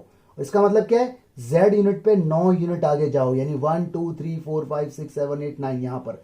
तो तब जाके आपको स्पेस में जो एरो बन के आएगा, यहां पर तो मैं आपको दिखा नहीं सकता, लेकिन जब स्पेस में इन सारे कोऑर्डिनेट को मिला के जो एरो बन के आएगा, तो वो एरो आपको स्पेस के अंदर दिखेगा। कुछ कहां दिखेगा, स्पेस के अंदर। लाइक अगर कोई बॉक्स में बना के आपको दिखाऊं, तो इस बॉक्स के अंदर अगर मैं इस डायग्राम को प्लॉट करूं तो कुछ इस टाइप से आपको वो दिखेगा, इस टाइप से।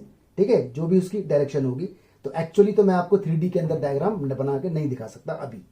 तो आगे समझ। तो इसमें अगर मैं आपसे बोलूं कि मुझे स्केलर कंपोनेंट बताओ, SC स्केलर कंपोनेंट, तो आप बोलोगे 2 है, 5 है, 9 है। अगर मैं आपसे पूछूं मुझे वेक्टर कंपोनेंट बताओ, तो आप बोलोगे 2i है, कॉमा 5j है, कॉमा 9k है। ठीक है, प्लस का ये 9k। तो स्केलर कंपोनेंट, वेक्टर कंपोनेंट क्या होते हैं आपको पता चल चुका है, और इसका बिहेवियर क्या है वो भी आपको पता चल चुका है। ठीक है, और वेक्टर ज्योमेट्रिकली एरो से दिखता है, और मैथमेटिकली वो ऐसा दिखता है। ठीक है, अब इसके अंदर 2 चीजें आप सीखोगे न्यूमेरिकल निकालने के लिए, बताता हूं अभी। देखिए 2 कॉन्सेप्ट आते हैं। एक तो मैग्नीट्यूड निकालना आप लोग सीख लीजिए। मान लीजिए कोई वेक्टर आपको दिया हुआ है 2i minus J plus 3k cap का।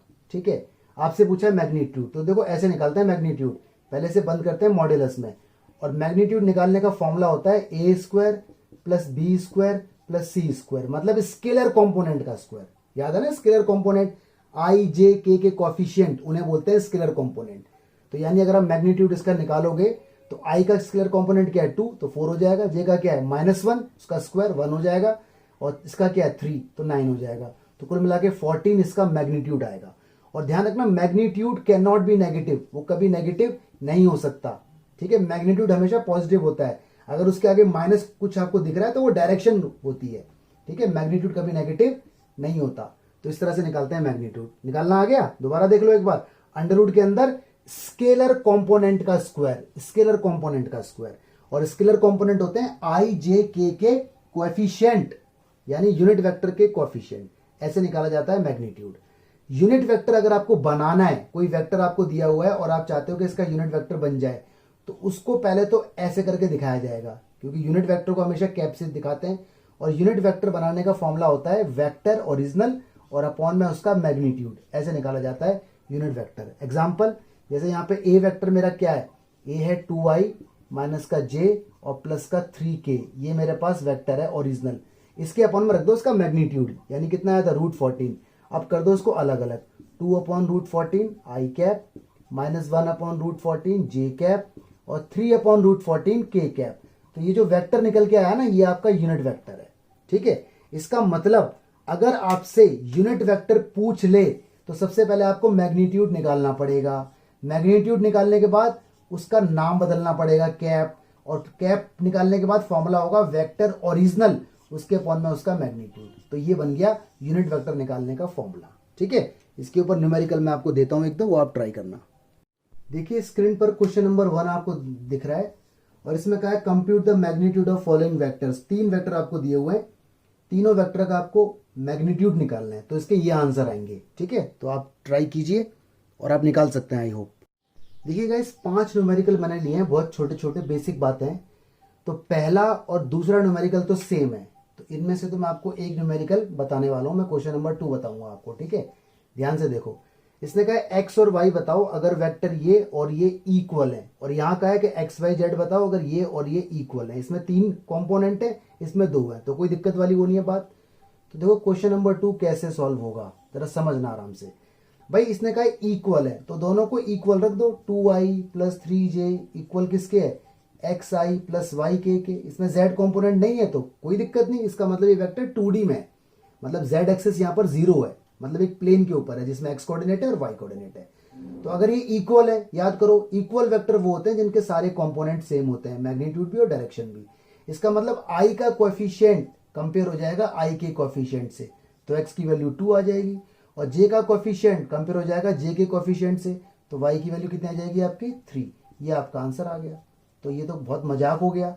तो क्वेश्चन नंबर 1 आप खुद कर सकते हो, ठीक है। क्वेश्चन नंबर 3 देखते हैं। क्वेश्चन नंबर 3 भी बहुत मजाक है अपने आप में। कह रहा है फाइंड सम निकालना है वेक्टर का। ए वेक्टर है, बी वेक्टर है, सी वेक्टर है। तो सम का मतलब सिंपल, ए प्लस बी प्लस सी आपको निकालना है, तो निकाल दीजिए। ए वेक्टर क्या है, आई माइनस 2j प्लस के, प्लस बी वेक्टर क्या है, minus 2i plus 4j plus 5k, ठीक है, प्लस सी वेक्टर क्या है, आई माइनस 6j माइनस 7k। ये हमारे 3 वेक्टर्स हमें दिए हुए हैं। तो भाई अगर सम हम करेंगे तो सेम चीज को सेम चीज में प्लस माइनस किया जाएगा, यानी आई वेक्टर के कंपोनेंट आई वेक्टर में ऐड या प्लस माइनस होंगे। तो देखो क्या चीज है, ये है प्लस का आई, ये माइनस का 2j 2i और ये प्लस का आई, यानी i और i 2i हो गया और माइनस इसमें से हुआ तो 0, मतलब लिखो ही मत, लिखो या ऐसे लिख दो 0i, या लिखना ही मत, ठीक है, जरूरत भी नहीं है। 0i का मतलब क्या है, 0 ही होगा।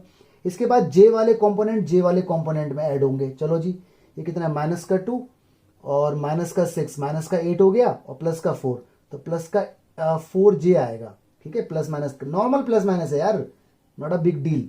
तो 4j कैप हो गया ये। अब है k, तो k वाले कंपोनेंट k वाले में ऐड होंगे। अच्छा बाई चांस अगर यहाँ पे k होता ही नहीं और बाकियों में होता तो उसे हम 0 मान लेते हैं कि जहां नहीं है वहां 0 है वो। चलो ऐड करो, k और 5 6k हो गया, 6k में से माइनस का गया तो माइनस का k। तो this particular thing is your answer, ठीक है। ये 0 लिखने की जरूरत नहीं है, अगर लिखना चाहो तो ऐसे भी छोड़ोगे तो भी आपका क्वेश्चन एकदम सही है। तो ये 3 क्वेश्चन आपके सामने हो गए तैयार। अब आ रहे हैं क्वेश्चन नंबर 4 और 5। मैं इसको रब कर रहा हूं, ठीक है। तो बहुत बेसिक बात है, इतनी बेसिक है कि आपको खुद समझ में आ जाएगा ये।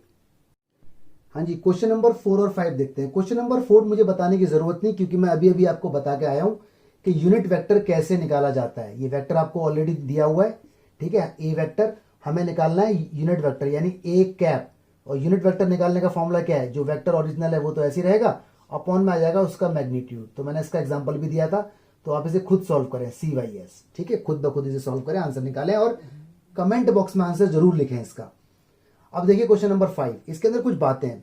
बोल रहा है फॉर गिवन वेक्टर, ए आपको दिया हुआ है, ए वेक्टर आपको इतना दिया हुआ है यहां से लेकर यहां तक, बी वेक्टर यहां से लेकर यहां तक दिया हुआ है। ये बोल रहा है फाइंड यूनिट वेक्टर। अच्छा यूनिट वेक्टर तो निकालना है, लेकिन ये तो अलग अलग वेक्टर है। आगे पढ़ते हैं। Find unit vector in the direction, इसका मतलब जरा समझ लो, in the direction. In the direction का मतलब है कि ए और बी को पहले जोड़ लो। जब ए और बी को आप ऐड कर लोगे तो एक नया वेक्टर बन जाएगा। सपोज करो ये ए वेक्टर है, ये कोई बी वेक्टर है, और आप इन्हें ऐड करोगे तो कुछ नया वेक्टर बन जाएगा, तो नई डायरेक्शन आ जाएगी। तो उसी डायरेक्शन में जो कि प्लस करने से आ रही है, उस डायरेक्शन में यूनिट वेक्टर निकालो। कुल मिला के आपको कंफ्यूज करने की कोशिश की जा रही है, लेकिन आप कंफ्यूज मत होना। आप इतना मान के सोच लो कि इन दोनों को पहले ऐड कर लो, इन दोनों को ऐड करने से नया वेक्टर आएगा। जो ये नया वेक्टर है इसका अपना अलग मैग्नीट्यूड होगा, इसकी अपनी अलग डायरेक्शन होगी, उसका यूनिट वेक्टर निकालना है। क्योंकि देखो इसका मैग्नीट्यूड अलग होगा, इसकी अपनी डायरेक्शन है, डायरेक्शन का मतलब प्लस माइनस, ये जो प्लस माइनस प्लस है ये डायरेक्शन है इसकी, ठीक है। ये वेक्टर है, इसका अलग मैग्नीट्यूड है, और देखो इसकी डायरेक्शन भी अलग है, तो ये अलग वेक्टर हो गया। इन दोनों वेक्टर को जब हम जोड़ देंगे तो उसका अलग मैग्नीट्यूड होगा और उसकी अलग डायरेक्शन होगी। तो उसकी डायरेक्शन क्या होगी हमें उससे कोई मतलब नहीं है, वो तो इसने लिख दिया है बस ऐसे ही। तो आपको इस चीज को अवॉइड करना है, आपको सिंपल मान के चलना है कि ए और बी को ऐड करो और जो आएगा उसका यूनिट वेक्टर निकालो। तो जरा देखते हैं, ठीक है। तो ये कुछ वर्ड्स आएंगे ना, इनसे कंफ्यूज मत होना, लेकिन इसका मतलब पता होना चाहिए। कोई टीचर पूछे इसका मतलब क्या, तो आप बोलना सर इसका मैग्नीट्यूड डायरेक्शन अलग है, इसका मैग्नीट्यूड डायरेक्शन अलग है। जब दोनों को ऐड करेंगे तो नया वेक्टर आएगा, उसका मैग्नीट्यूड अलग होगा और डायरेक्शन भी अलग होगी, तो उसकी जो डायरेक्शन होगी उसी डायरेक्शन में यूनिट वेक्टर निकालना पड़ेगा, ठीक है। तो हमें इसका कोई मतलब नहीं है, हमें तो सिर्फ a प्लस बी निकालना है। तो a प्लस बी निकालो, जोड़ना अभी अभी आपने सीखा ही है। 2i को ऐड करो माइनस i में तो i कैप आया, माइनस जे को ऐड करो प्लस जे में, 0 आ गया, लिखने की जरूरत ही नहीं है, या 0 जे कैप लिख सकते हो, बट नो मैंने लिख रहा। 2k को ऐड करो माइनस के में तो प्लस का k कैप आया। देखो इसका मैग्नीट्यूड अलग और डायरेक्शन अलग। मुझे निकालना है इसका यूनिट वेक्टर, तो मैं एक काम यहां पर करता हूं, a प्लस बी को ना नाम दे देता हूं कुछ का। मैं इसे बोल देता हूं कि ये c वेक्टर है, ठीक है। इसका मतलब मेरे पास c वेक्टर कुछ ऐसा आ गया i प्लस जे। अब मैं निकाल देता हूं इसका मैग्नीट्यूड, तो ये आ जाएगा i के साथ क्या है 1, 1 का स्क्वायर 1, j के साथ क्या है 1, 1 का स्क्वायर 1। अरे स्केलर कंपोनेंट का स्क्वायर होता है ना, i के कोफिशिएंट का स्क्वायर, j के कोफिशिएंट का स्क्वायर, उसी को तो बोलते हैं मैग्नीट्यूड। तो ये हमारा कितना आ गया 2, वो भी रूट के अंदर। अब मैं निकालूंगा यूनिट वेक्टर, तो यूनिट वेक्टर निकालने का फॉर्मूला तो आपको अच्छे से मालूम है, ये लिखा हुआ है। आप बोलोगे इसे सी कैप, क्योंकि आपने इसका नाम सी रख दिया है, तो वो क्या होगा सी वेक्टर अपॉन सी का मैग्नीट्यूड। इसका मतलब आई प्लस जे वेक्टर और अपॉन में क्या आएगा √2। This is my answer. मैं चाहूं तो ऐसा भी छोड़ सकता हूं, या फिर सबके अपॉन में अलग अलग, like I cap upon √2 plus J cap upon √2 separate भी मैं कर सकता हूं। तो ये मेरा न्यूमेरिकल था। अब यहां बच्चे मेरे से पूछते हैं कि सर आपने इसका नाम सी क्यों दिया। अगर मैं इसका नाम सी ना देता तो मैं क्या करता, यहां पर क्या लिखता, मैं यहां पर कैप लिखता, तो मुझे लिखना पड़ता देखो ऐसे करके a प्लस बी, और इतनी बड़ी कैप बनानी पड़ती, तो कितना अजीब गरीब लगता है ये a प्लस बी के ऊपर इतनी बड़ी कैप। तो शो ऑफ के लिए, दिखाने के लिए, है ना, गुड प्रैक्टिस। एक होता है गुड प्रैक्टिस, एक होता है बैड प्रैक्टिस, तो ये बैड प्रैक्टिस है।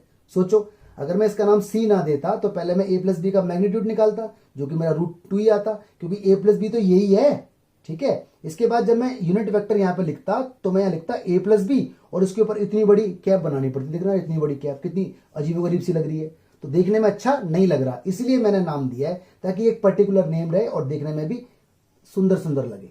तो ये बातें ध्यान रखने की हैं, ठीक है। तो this is bad practice and this is good practice. तो ये सारे क्वेश्चन आपके लिए बहुत बेसिक लेवल के थे, आपको आने चाहिए। देखिए कॉन्सेप्ट आता है, देखो ये जो फर्स्ट वीडियो है इसके अंदर थोड़े से कॉन्सेप्ट ज्यादा हैं, तो इन कॉन्सेप्ट को अच्छे से कॉपी में लिख लेना, क्योंकि अगर आप इन्हें भूल गए तो वेक्टर आपको समझ नहीं आएगा, फिर डिफिकल्ट लगेगा आपको, ठीक है। मैं साफ बता रहा हूं आपको, इसका मतलब समझते हैं। इसने कहा वेक्टर निकालना है एक जिसका मैग्नीट्यूड कुछ होगा, सम मैग्नीट्यूड, हमें नहीं पता क्या होगा। हो सकता है वो आपसे बोले कि एक वेक्टर बताओ जिसका मैग्नीट्यूड 20 हो, तो लैम्डा की वैल्यू 20 हो जाएगी। बोले एक वेक्टर बताओ जिसका मैग्नीट्यूड 8 हो, तो लैम्डा की वैल्यू 8 हो जाएगी। तो कुछ मैग्नीट्यूड होगा जो आपको क्वेश्चन के अंदर गिवन होगा, ठीक है, इन the direction of other vector, और एक वेक्टर ए दिया होगा। जरा इसका मतलब समझ लो, ये क्या होता है इन द डायरेक्शन, इसका मतलब समझते हैं। मतलब कोई वेक्टर है, ये देखो कोई वेक्टर है, इसका नाम है ए वेक्टर, है ना। वेक्टर तो हमेशा एरो से ही होता है शो, ये इनिशियल और ये टर्मिनल। ये बोल रहा है कि जिस डायरेक्शन में ये वेक्टर जा रहा है, जिस डायरेक्शन में ये वेक्टर जा रहा है उसी डायरेक्शन में एक वेक्टर और बनाओ। ये देखो, ये देखो, ये बन गया बी वेक्टर। ये छोटा भी हो सकता है और बड़ा भी हो सकता है, डिपेंडिंग अपॉन मैग्नीट्यूड, जो भी यहां पे आपको दिया होगा। इसने कहा है एक वेक्टर बनाओ जो इसकी डायरेक्शन में हो, यानी ये वेक्टर देखो हमें यहां पे दिया हुआ है ए, इसकी डायरेक्शन में एक वेक्टर और बनाओ जिसका मैग्नीट्यूड लैम्डा हो, ठीक है, जिसका मैग्नीट्यूड लैम्डा हो। तो ये हमें निकालना है, यानी हमें बी के बारे में सिर्फ एक ही जानकारी है कि हमें बी का मैग्नीट्यूड पता है, लेकिन डायरेक्शन हमें ये वेक्टर देगा, ठीक है। तो जब भी ऐसा कुछ क्वेश्चन पूछे कि कोई वेक्टर बताओ with some magnitude in the direction of other magnitude, तो इसकी हेल्प लेनी पड़ेगी। तो देखो इसका फॉर्मूला ये बनेगा, बी वेक्टर जो हमें निकालना है ये हमारा रिक्वायर्ड वाला है, ठीक है। लैम्डा क्या है, इसका मैग्नीट्यूड, क्योंकि हमें लिखा हुआ है लैम्डा मैग्नीट्यूड हमें चाहिए इसकी डायरेक्शन में, तो इसका यूनिट वेक्टर निकाल के इसमें मल्टीप्लाई हो जाएगी। यूनिट वेक्टर का क्या मतलब है कि मान लो इसकी लेंथ कितनी भी है हमें नहीं मालूम, तो इसकी हम यूनिट लेंथ निकाल लेंगे कि इसकी यूनिट लेंथ मान लो 1 है, तो उस 1 में अगर मल्टीप्लाई हम कर देंगे इसकी जो मैग्नीट्यूड दिया हुआ है, जैसे इसने बोला है 20 मैग्नीट्यूड, तो जब इसके अंदर 20 मैग्नीट्यूड की मल्टीप्लाई हो जाएगी तो ऑटोमेटिक जो बी वेक्टर है इससे आगे तक चला जाएगा, या जितना भी ये हमारा रिक्वायर्ड होगा उतना हमारा आंसर आ जाएगा। तो इसको फर्दर अगर मैं सॉल्व करूं तो लैम्डा और ए कैप आपको निकालना आता है कैसे, ए मैग्नीट्यूड अपॉन ए वेक्टर अपॉन ए वेक्टर का मैग्नीट्यूड। तो ये यूनिट वेक्टर निकालने का तरीका है, ठीक है। थोड़ी सी कंफ्यूजन हो गई होगी, लेकिन कोई बात नहीं, पेशेंस रखो, अभी मैं आपको दोबारा बताता हूं इसकी हेल्प से। न्यूमेरिकल देखो मैंने लिया है, तब आपको बात समझ में आएगी। इसने कहा find a vector in direction of this, मतलब इसकी डायरेक्शन में कोई वेक्टर हमें निकालना है। फाइंड अ वेक्टर यानी जो हमें निकालना है ना वो हमारा वेक्टर बी है, और जो हमें दिया हुआ है ये हमारा वेक्टर ए है इसके एग्जाम्पल से। विच हैज मैग्नीट्यूड 8 यूनिट, यानी जो बी वेक्टर हमें निकालना है इसका मैग्नीट्यूड 8 यूनिट होना चाहिए। ये हमारा लैम्डा है, ठीक है, लैम्डा। इसका मतलब मुझे दिया हुआ है ए वेक्टर, जो कि मेरा ये दिया हुआ है कितना है 5i minus 2j plus 2k। इसकी डायरेक्शन में ही, मतलब इसी की डायरेक्शन में, इसी के पैरेलल। ध्यान रखना जब भी बोलता है ना विच हैज सेम डायरेक्शन, तो उसका मतलब वो पैरेलल होते हैं। इसकी डायरेक्शन में एक वेक्टर मुझे बी निकालना है, ठीक है, जिसका मैग्नीट्यूड 8 है। ये रहा, लैम्डा की वैल्यू कितनी हो गई 8, लेकिन इसकी डायरेक्शन में, तो इसका मतलब इसकी हेल्प लेनी पड़ेगी। तो इसलिए मैं यहां पे निकालूंगा इसका ए कैप। ए कैप का मतलब यूनिट वेक्टर। क्यों? क्योंकि इसका मैग्नीट्यूड तो 1 हो गया ना, यूनिट वेक्टर लगाने के बाद इसका मैग्नीट्यूड तो 1 हो गया, लेकिन डायरेक्शन तो उसकी वही रहेगी। मैग्नीट्यूड और डायरेक्शन दो बातें अलग अलग होती हैं, तो उसका मैग्नीट्यूड तो वही रहा। इसका मतलब मैंने 8 की मल्टीप्लाई जब इसके मैग्नीट्यूड में की, तो डायरेक्शन तो मुझे इसने वही दे दी जो इसकी जा रही है, लेकिन मैग्नीट्यूड 8 हो गया इसका, क्योंकि इसकी वैल्यू तो 1 हो गई ना, तो 1 इंटू 8 हो जाएगी। तो इसलिए लैम्डा की मल्टीप्लाई गिवन वेक्टर में की जाती है ताकि डायरेक्शन सेम रहे, ठीक है। तो ये बात ध्यान रखना।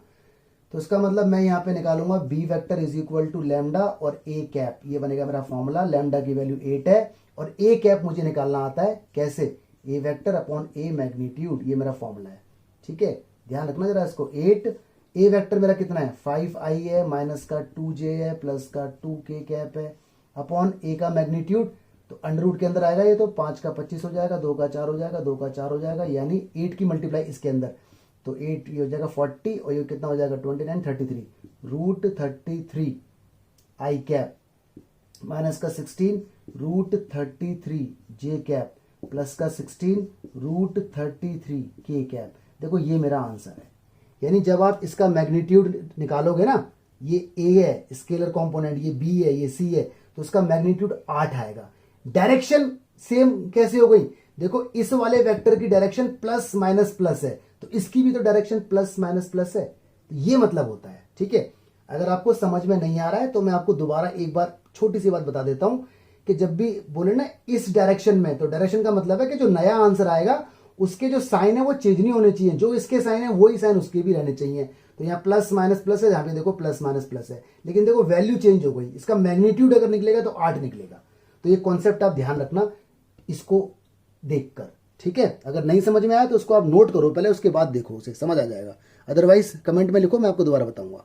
देखिए 2 न्यूमेरिकल आपके लिए मैंने छोड़ दिए ताकि आपको कॉन्फिडेंस आ जाए। इसने कहा find a vector with magnitude 7, तो लैम्डा तो हो गया 7 इन द डायरेक्शन, मतलब जो इसकी डायरेक्शन है ना, देखो प्लस माइनस, देखो यहां पर भी प्लस और माइनस है, मैग्नीट्यूड बदलेगा, इसलिए जो निकलने वाला वेक्टर है उसका नाम बी रखेंगे, ये लैम्डा, और इसका ए कैप निकाल लेंगे, इसमें मल्टीप्लाई करेंगे, आंसर आ जाएगा, ठीक है। एक और देखो, इसने कहा find a vector with magnitude 5, ये तो हो गया लैम्डा। अब देखना यहाँ पे ट्विस्ट आएगा, इन द डायरेक्शन ऑफ सम, मतलब सम निकालना है पहले 2 वेक्टर, इसका और इसका मतलब पहले एक नया नाम दो सी वेक्टर का, वो इन दोनों का सम होगा a प्लस बी, ठीक है। निकालो जरा इसका सम, 2i और 2i कितना हो गया 4i, ठीक है। 2j और 3j कितना हो गया 3j, ठीक है, 2j और 1j 3j हो गया, -5 और 3k कितना यहाँ पे हो गया माइनस का 2k, ठीक है। यानी इसका हमें यूनिट वेक्टर अब निकालना है, यानी अब a प्लस बी से कोई मतलब नहीं, इसका नाम c हो गया है, इसका नाम हो गया c। Good practice bad practice याद है ना, वरना इसके ऊपर कैप लगाएंगे तो कितना अजीब सा हमें लगेगा। अब मुझे जो वेक्टर निकालना है उसका नाम कुछ और रखो, क्योंकि ए ऑलरेडी यूज हो रहा है, बी यहां पर हो रहा है यूज, और सी मैंने नाम से दे दिया, तो उसका नाम आप डी रख दो, जो अब आपको निकालना है वेक्टर। तो डी वेक्टर यहां पे क्या बनेगा लैम्डा और सी कैप। लैम्डा की वैल्यू कितनी है 5, क्योंकि 5 है, और सी कैप आपको निकालना है इसका यूनिट वेक्टर। और देखो जो इसके साइन है ना प्लस प्लस माइनस वही आएंगे, देखो प्लस प्लस माइनस, अपॉन में तो ये सब चेंज हो जाएगा, ठीक है। तो ये मतलब होता है ऐसा इन the direction. In the direction का मतलब जो रिजल्टिंग है उसके साइन नहीं बदलेंगे, मैग्नीट्यूड बदल जाएगा। यानी एक वेक्टर देखो ये रहा इस डायरेक्शन में, एक और वेक्टर देखो ये रहा इस डायरेक्शन में, डायरेक्शन दोनों की सेम है लेकिन मैग्नीट्यूड अलग अलग है। आई थिंक अब जाके आपको पिक्चर ज्यादा क्लियर हुई होगी, ठीक है। तो अब आपका डाउट दूर हो जाएगा। तो जब भी ऐसे करके बोलो ना सम, तो पहले सम निकालना है, उसको नाम दे देना है सी का, कुछ भी नाम आप दे दो, और जो निकालने वाला वेक्टर है उसको भी आप कुछ भी नाम दे सकते हो। अगर मैं सी नाम ना देता तो कितना अजीब लगता, ए प्लस बी के ऊपर बड़ी सी कैप लगानी पड़ती, ठीक है। तो बड़ा ऑकवर्ड लगता है वो, ट्राई करो उनको अभी। देखिएगा इस क्वेश्चन नंबर 2 और 3 देखिए, थोड़ा थियोरेटिकल क्वेश्चन है, ठीक है। पहले देखते हैं क्वेश्चन नंबर 2, आंसर देखते हैं क्वेश्चन नंबर 2 का, जरा समझो। इसने कहा right two different vector having same magnitude. कहा दो डिफरेंट वेक्टर लिखो जिसका मैग्नीट्यूड सेम हो। देखो वेक्टर की दो चीजें होती हैं, एक मैग्नीट्यूड और एक डायरेक्शन। तो भाई एक बच्चे ने एग्जांपल दिया A vector is equal to sir I plus J plus K, और एक ने कहा sir B vector is equal to minus I minus J minus K, एक ने कहा sir C vector is equal to I minus J plus K. देखो ये सारे वेक्टर कैसे हैं, ये सारे वेक्टर कैसे हैं बोलो, डिफरेंट है, क्योंकि देखो सबकी डायरेक्शन अलग अलग है। डायरेक्शन का मतलब प्लस माइनस, यहाँ सारे प्लस हैं सारे माइनस हैं, यहाँ सारे कोई प्लस कोई माइनस, सबकी डायरेक्शन चेंज है। लेकिन अगर मैं ए का मैग्नीट्यूड निकालूंगा तो देखो आंसर आई के कोफिशिएंट, जे के कोफिशिएंट, के कोफिशिएंट का स्क्वायर 3 आएगा।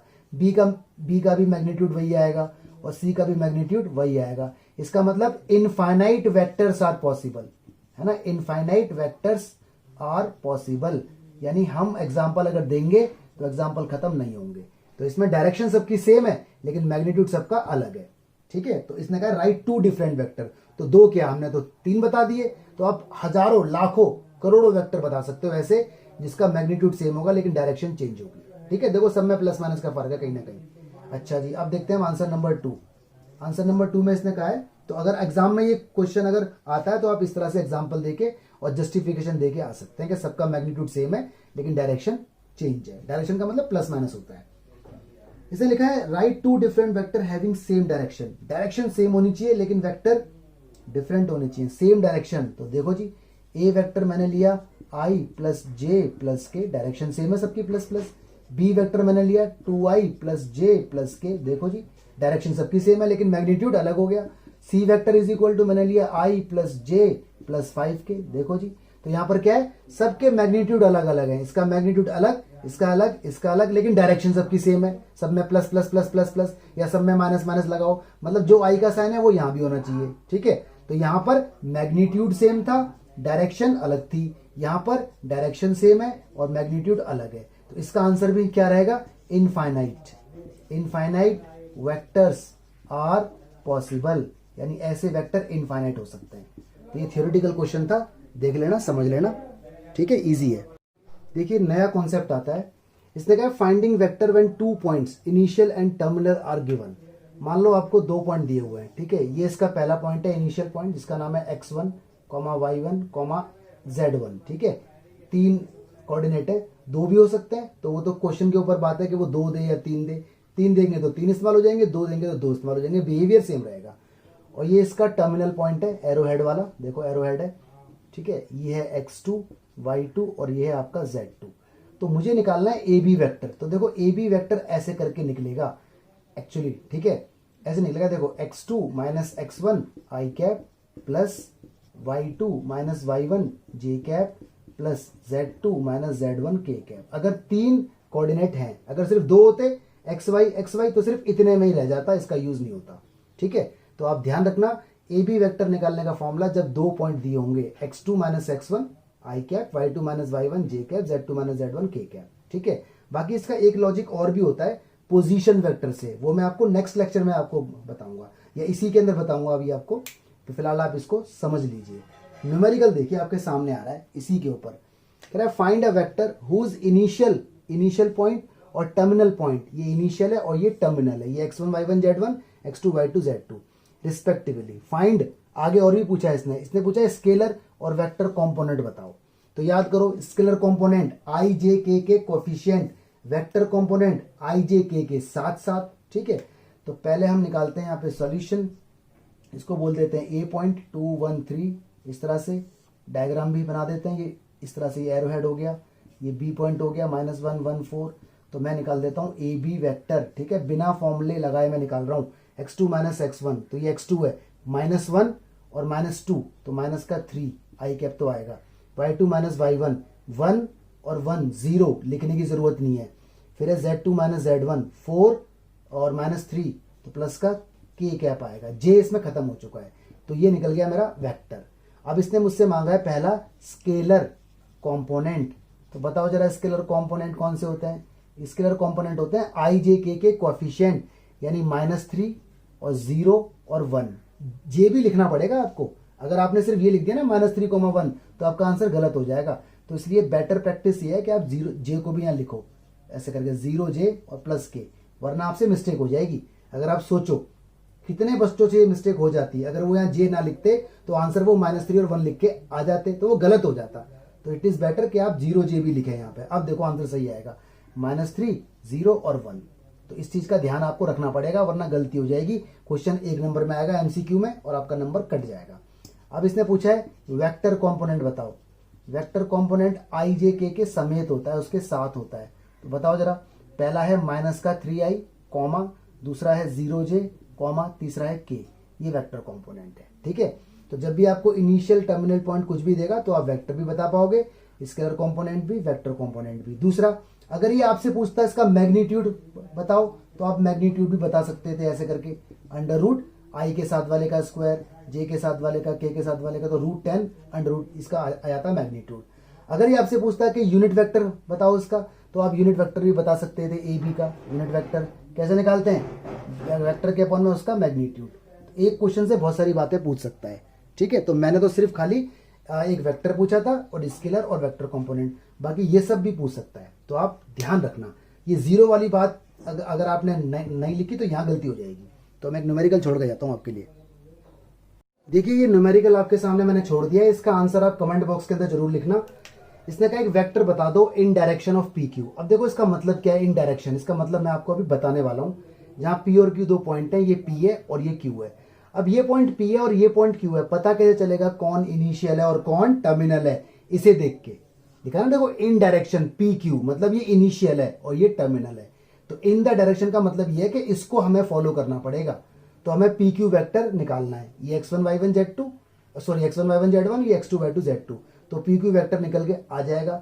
फिर पूछा है स्केलर कंपोनेंट, वो भी आप निकाल देंगे। आई जे के कोफिशिएंट, वेक्टर आई जे के साथ में यूनिट वेक्टर निकाल दोगे आप कि वेक्टर के अपॉन में उसी का मैग्नीट्यूड, ठीक है, इस तरह से। और इसको क्या बोलेंगे हम, पी क्यू का कैप बोलेंगे, इस तरह से। फिर इसने देखो नई बात इसने पूछी है, वेक्टर विद मैग्नीट्यूड 10, तो कुछ नया वेक्टर का नाम रख देना, इज इक्वल टू लैम्डा और पी क्यू का यूनिट वेक्टर, ठीक है। और लैम्डा कितना है 10 और पी क्यू का यूनिट वेक्टर यहां से निकल के आ ही जाएगा। तो ये क्वेश्चन आपको खुद सॉल्व करना है। तो इन द डायरेक्शन का मतलब समझ में आ गया। इन द डायरेक्शन का मतलब इसको देख के, ये इनिशियल और ये टर्मिनल। अगर ये लिखा होता ना क्यूपी तो ये इनिशियल होता और ये टर्मिनल होता। तो इसको देख के, तो इस वर्ड का मतलब सारा समझ जाना, बार बार ये वर्ड आता रहेगा, कंफ्यूज मत होना। देखिए कॉन्सेप्ट आ गया। फिर दोबारा अपनी नोटबुक मैंने अच्छे से लिखे जरूर, वरना आपको प्रॉब्लम हो जाएगी, ठीक है। सारे कॉन्सेप्ट बहुत इंपॉर्टेंट है। इसने कहा है कोलिनियर या फिर पैरेलल, ठीक है। या तो कोलिनियर मतलब एक के ऊपर एक, या फिर पैरेलल लाइक दिस, ठीक है। अब देखो यहाँ कंडीशन क्या है, जब दो वेक्टर दिए होंगे, वेक्टर ए दिया है, वेक्टर बी दिया है, और इसने कहा इन दोनों वेक्टर को कोलिनियर प्रूफ करो। तो यहाँ तो मैं एक तरीका आपको बता ही रहा हूँ, लेकिन जब अगले लेक्चर्स आएंगे ना, उनके अंदर भी एक तरीका आपको मिलेगा।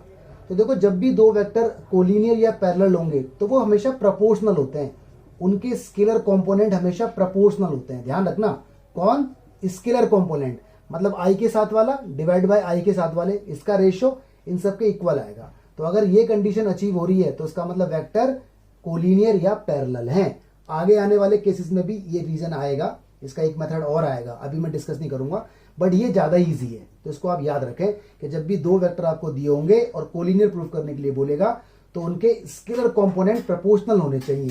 लाइक इसकी वैल्यू डिवाइड बाय इसकी वैल्यू का रिजल्ट इसके इक्वल, इसका रिजल्ट इसके इक्वल। अब इसमें एक क्वेश्चन और भी आ जाता है, कभी कभी आपको 3 पॉइंट दे देता है, 3 पॉइंट्स ए बी सी, और बोलता है प्रूफ करो ये तीनों पॉइंट आपस में कोलिनियर है। तो इस केस के भी 3 तरीके होते हैं इस क्वेश्चन को सॉल्व करने के। तो मैं बता रहा हूं यही वाला। पहले आप निकालना ए बी वैक्टर, निकाल सकते हो ना ए बी वैक्टर, ए और बी कैसे निकालोगे, x2 - x1, y2 - y1, z2 - z1। तो आपका वेक्टर कुछ इस टाइप से आ जाएगा, a1i plus b1j plus c1k। मतलब सॉल्व होने के बाद जो रिजल्ट आएगा उसको मैंने a बोल दिया। लाइक यार यहाँ पे 1 होता और यहाँ पे 3 होता, तो 3 - 2 2i आता है ना, तो उसको मैंने ए बी वैक्टर को ये नाम दे दिया। अब निकाल लो आप ए सी वैक्टर, इनिशियल पॉइंट दोनों का सेम रखना, ठीक है, ए बी और ए सी। जैसे कोई लाइन है, ये कोई ए है, ये कोई बी है और ये कोई सी है, तो मैंने बोला ए बी वैक्टर ये वाला और ए सी वैक्टर ये वाला। इनिशियल पॉइंट मैंने सेम रखा। इसका भी आप निकाल लोगे, ये x1 है और ये x2 का रोल प्ले कर रहा है, लाइक x3 - x1, बात वही है। तो इसका आंसर आ जाएगा a2i plus b2j plus c2k। जब 2 वेक्टर आ गए, अब 2 वेक्टर आने के बाद यही वाला बिहेवियर कॉपी किया जाएगा। तो इसके ऊपर न्यूमेरिकल देखते हैं, ठीक है। तो ये बात ध्यान रखना। बाकी इसका एक फंडा और भी होता है, वो आने वाले लेक्चर्स में आएगा जब क्रॉस प्रोडक्ट आएगा वेक्टर्स का। देखिए इसी कॉन्सेप्ट के ऊपर 2 न्यूमेरिकल मैंने लिए। यहाँ कह रहा है शो दैट वेक्टर दिस, ये ए वेक्टर है, ये है A1 B1 C1, और ये दूसरा वेक्टर है, ये है A2 B2 C2। इसने कहा इसको कोलिनियर प्रूफ करो। तो अभी अभी हमने यहाँ पर देखा है, तो सॉल्व करो। यहाँ लिखो हेयर, ऐसे करके यहाँ पे लिखो आई के साथ वाला, पहले आप निकालो A1/A2, निकालो जरा। आई का कोफिशिएंट 2 और इधर आई का कोफिशिएंट 4, आंसर आया 1/2। ऐसे ही करना जैसे मैं कर रहा हूँ, इक्वल रख के मत करना, ऐसे करना, अलग अलग निकाल के। फिर निकालो B1/B2, ठीक है, जैसे मैं निकाल रहा हूँ वैसे ही करना एग्जाम में। आई के साथ वाला -3, सॉरी जे के साथ वाला, उधर जे के साथ क्या है -6, आ गया 1/2। फिर C1/C2, ठीक है, के साथ वाला 4, उधर के साथ वाला 8, आया कितना 1/2। देखो सारे सेम आ गए। ऐसे अलग अलग ही करना पड़ेगा, अगर साथ में कर दिया ना इक्वल इक्वल तो गलत हो जाएगा। इसके बाद फिर यहाँ पे लिखना हेयर, यहाँ पे लिखना कि जो A1/A2 है वही रिजल्ट B1/B2 है और वही रिजल्ट C1/C2 है। मान लो ये 1/2, ये 1/2 और ये 1/4 आता तो ये कोलिनियर नहीं होते। तो आप लिखोगे हैंस, मतलब सारे इक्वल होने चाहिए, ठीक है, hence A and B are collinear, ठीक है, या फिर पैरेलल भी बोल सकते हैं। लेकिन आप वही वर्ड लिखना जो यहाँ लिखा हो। अगर यहाँ लिखा है कोलिनियर तो आप लिखना कोलिनियर, यहाँ लिखा है पैरेलल तो आप लिखना पैरेलल। तो कितना इजी है, लेकिन अलग अलग निकाल के दिखाना है, एक साथ इक्वल निकाल के नहीं दिखाना। अलग अलग जब आ जाए तब आंसर निकालना। अगला क्वेश्चन देखते हैं जरा। इसने कहा 3 पॉइंट आपको दिए हुए हैं ABC, और इसने कहा शो करो ये कोलिनियर है। तो पहले आप निकालो AB वेक्टर, ठीक है, जिसका आप AB वेक्टर वही x2 - x1, initial minus terminal minus initial, मैंने बोला AB। तो 2 में से 1 गया, डायरेक्ट निकाल देना, डायरेक्ट निकालना, फॉर्मूला लिखने की जरूरत नहीं है, पूरे नंबर मिलेंगे। 2 में से 1 गया 1i, 6 में से 2 गया 4j, 3 में से 7 गया -4k, ठीक है। अब निकालो AC vector. Initial point must be same. अगर आपने इनिशियल पॉइंट सेम नहीं भी लिया और BC ले लिया तब भी आपका आंसर सेम आएगा, कोई दिक्कत नहीं है। लेकिन फिर भी आप, ये गुड प्रैक्टिस है, होता है ना गुड प्रैक्टिस और बैड प्रैक्टिस, तो ये गुड प्रैक्टिस है। अब निकालो AC। 3 में से 1 गया 2i, ठीक है, 10 में से 2 गया 8j, ओके, और -1 में से -6 गया तो -8k। इसके बाद ये क्वेश्चन CYS खुद पूरा करें। कैसे करोगे, पहले A1/A2 यानी 1/2, फिर B1/B2 नीचे जैसे ये किया है 4/8 दैट इज ऑल्सो 1/2, फिर C1/C2 जैसे ये किया है -4/8 दैट इज ऑल्सो 1/2। हैंस ये कंडीशन लिख देना, वेक्टर ये 3 पॉइंट्स आर कोलिनियर, ठीक है। तो अच्छे से इसको लिख लो, कॉन्सेप्ट भूल मत जाओ। देखो नया कॉन्सेप्ट आता है राइट एंगल ट्राइंगल, यानी अगर राइट एंगल ट्राइंगल है तो आपको शो करना पड़ेगा। तो आपको 3 वर्टिसेस दिए हुए हैं उसके, ये देखो 3 वर्टिसेस है, and you need to prove कि ये राइट एंगल ट्राइंगल है या नहीं है। इसमें एक नई चीज आती है पोजीशन वेक्टर। कभी कभी क्या होता है पॉइंट ना देकर के ना वेक्टर दे देता है। तो देखो इसी बात को मैं यहाँ पे थोड़ा सा डिस्कस करने वाला हूँ कि ये क्या होता है। मैंने लिखा A, कोई पॉइंट है x, y, z, ठीक है, तो ये आपका कोऑर्डिनेट है, ठीक है, कोऑर्डिनेट x, y, z। अगर मैं इसको ऐसे लिख दूं ना, x i cap plus y j cap plus z k cap, तो इसको मैं बोलूंगा PV पोजीशन वेक्टर।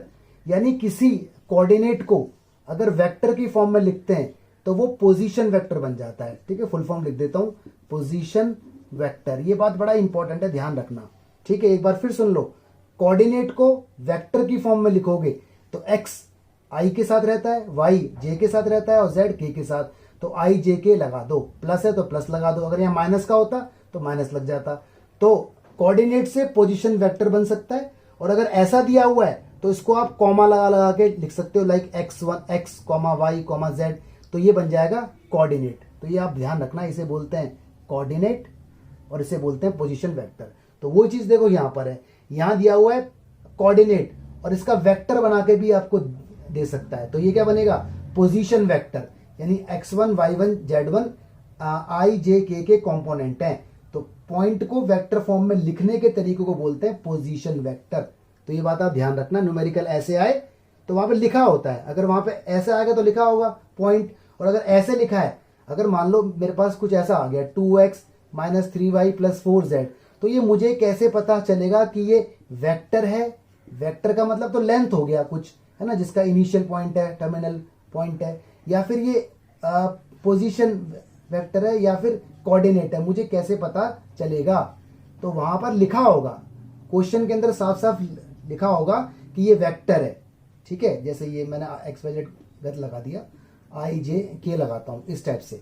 तो अगर इस टाइप से क्वेश्चन अगर आएगा तो अगर ये वेक्टर है तो क्वेश्चन के अंदर लिखा होगा कि ये वेक्टर है, और अगर ये पॉइंट है, पोजीशन वेक्टर है, तो वहां लिखा होगा पोजीशन वेक्टर है।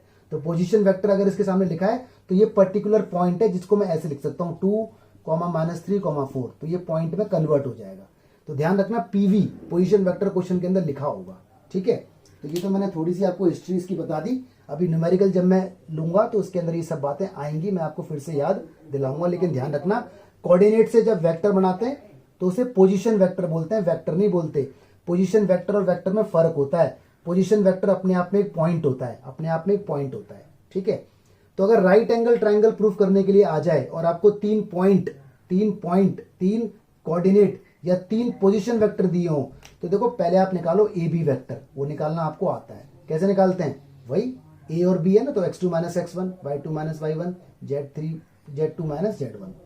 फिर निकालो आप बी सी वेक्टर, वो भी निकाल लोगे आप। ये रहा बी और सी, x3 - x2, मतलब टर्मिनल माइनस इनिशियल। फिर निकालो आप ए सी वेक्टर, वो भी निकाल लोगे आप ए और सी का, x3 - x1, y3 - y2। इसके बाद आप निकालो इन सबके मैग्नीट्यूड, वो निकालने आपको आते हैं अंडर रूट के अंदर, है ना, स्केलर कंपोनेंट के स्क्वायर। बीसी का भी मैग्नीट्यूड आप लोग निकाल लोगे और एसी का भी मैग्नीट्यूड आप लोग निकाल लोगे। इसके बाद आप लगाओगे पाइथागोरस थ्योरम। पाइथागोरस थ्योरम क्या कहती है? वो कहती है बेस का स्क्वायर प्लस परपेंडिकुलर का square is equal to hypotenuse का स्क्वायर। अब इसमें बेस कौन है, परपेंडिकुलर कौन है और हाइपोटेनस कौन है, ये कैसे पता चलेगा? तो इन सब में जो सबसे बड़ी साइड आएगी वो आपका हाइपोटेनस होगी। बाकी जो 2 होंगी उसमें से किसी को भी बेस बोलो, किसी को भी परपेंडिकुलर। तो अगर ये कंडीशन सेटिस्फाई हो रही है तो इसका मतलब ये वर्टिसेस राइट एंगल ट्रायंगल के हैं। ठीक है, न्यूमेरिकल लेते हैं अब। देखिए न्यूमेरिकल आ गया, वही बात आ गई। इसने कहा शो दैट पॉइंट, यहां पे देखो पॉइंट दिया हुआ है, ये coordinate coordinate coordinate are vertices of right angle triangle. और अगला क्वेश्चन देखो, शो दैट पॉइंट, यहां भी लिखा है पॉइंट एबीसी, लेकिन आगे देखो, आगे लिखा है इसने पोजीशन वेक्टर। इसका मतलब ये जो है ना, ये जो ए वेक्टर है, ये वेक्टर नहीं है, ये अपने आप में एक पॉइंट है, कोऑर्डिनेट है। तो अगर मैं इसको वेक्टर फॉर्म में लिखना चाहूं तो उसका नाम हो जाएगा पोजीशन वेक्टर। क्या बोलूंगा मैं इसे? 2i - j + k। तो वो रहेगा, पॉइंट ही रहेगा वो, लेकिन उसे पॉइंट ना बोल करके मैं क्या बोलूंगा? Position vector. तो जब भी पॉइंट को वेक्टर में लिखते हैं तो उसे पोजीशन वेक्टर पीवी, शॉर्टकट में पीवी बोलते हैं। तो आप याद रखना बेटा कि ये आपके पॉइंट है, पोजीशन वेक्टर है। ठीक है, तो इसको राइट एंगल ट्रायंगल हमें प्रूफ करना पड़ेगा। तो मैं बताता हूं आपको question number 2। Okay, question number 1 आप खुद सॉल्व कर लेना।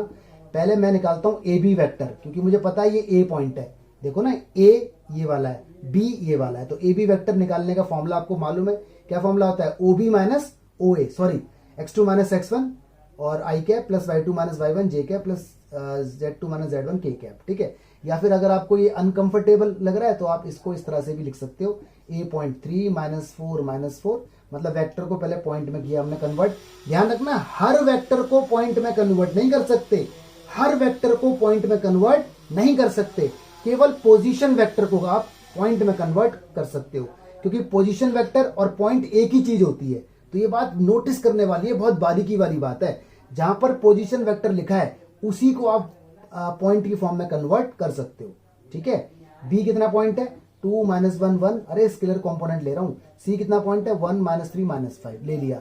अब मैं निकालता हूं ए बी वेक्टर, क्योंकि ट्राइंगल की 3 साइड मुझे चाहिए ही चाहिए। निकालो जी, 2 में से 3 गया, माइनस का आई कैप, -1 में से -4 गया, प्लस का 3 जे कैप, 1 में से माइनस का 5 गया, प्लस का 5 के कैप।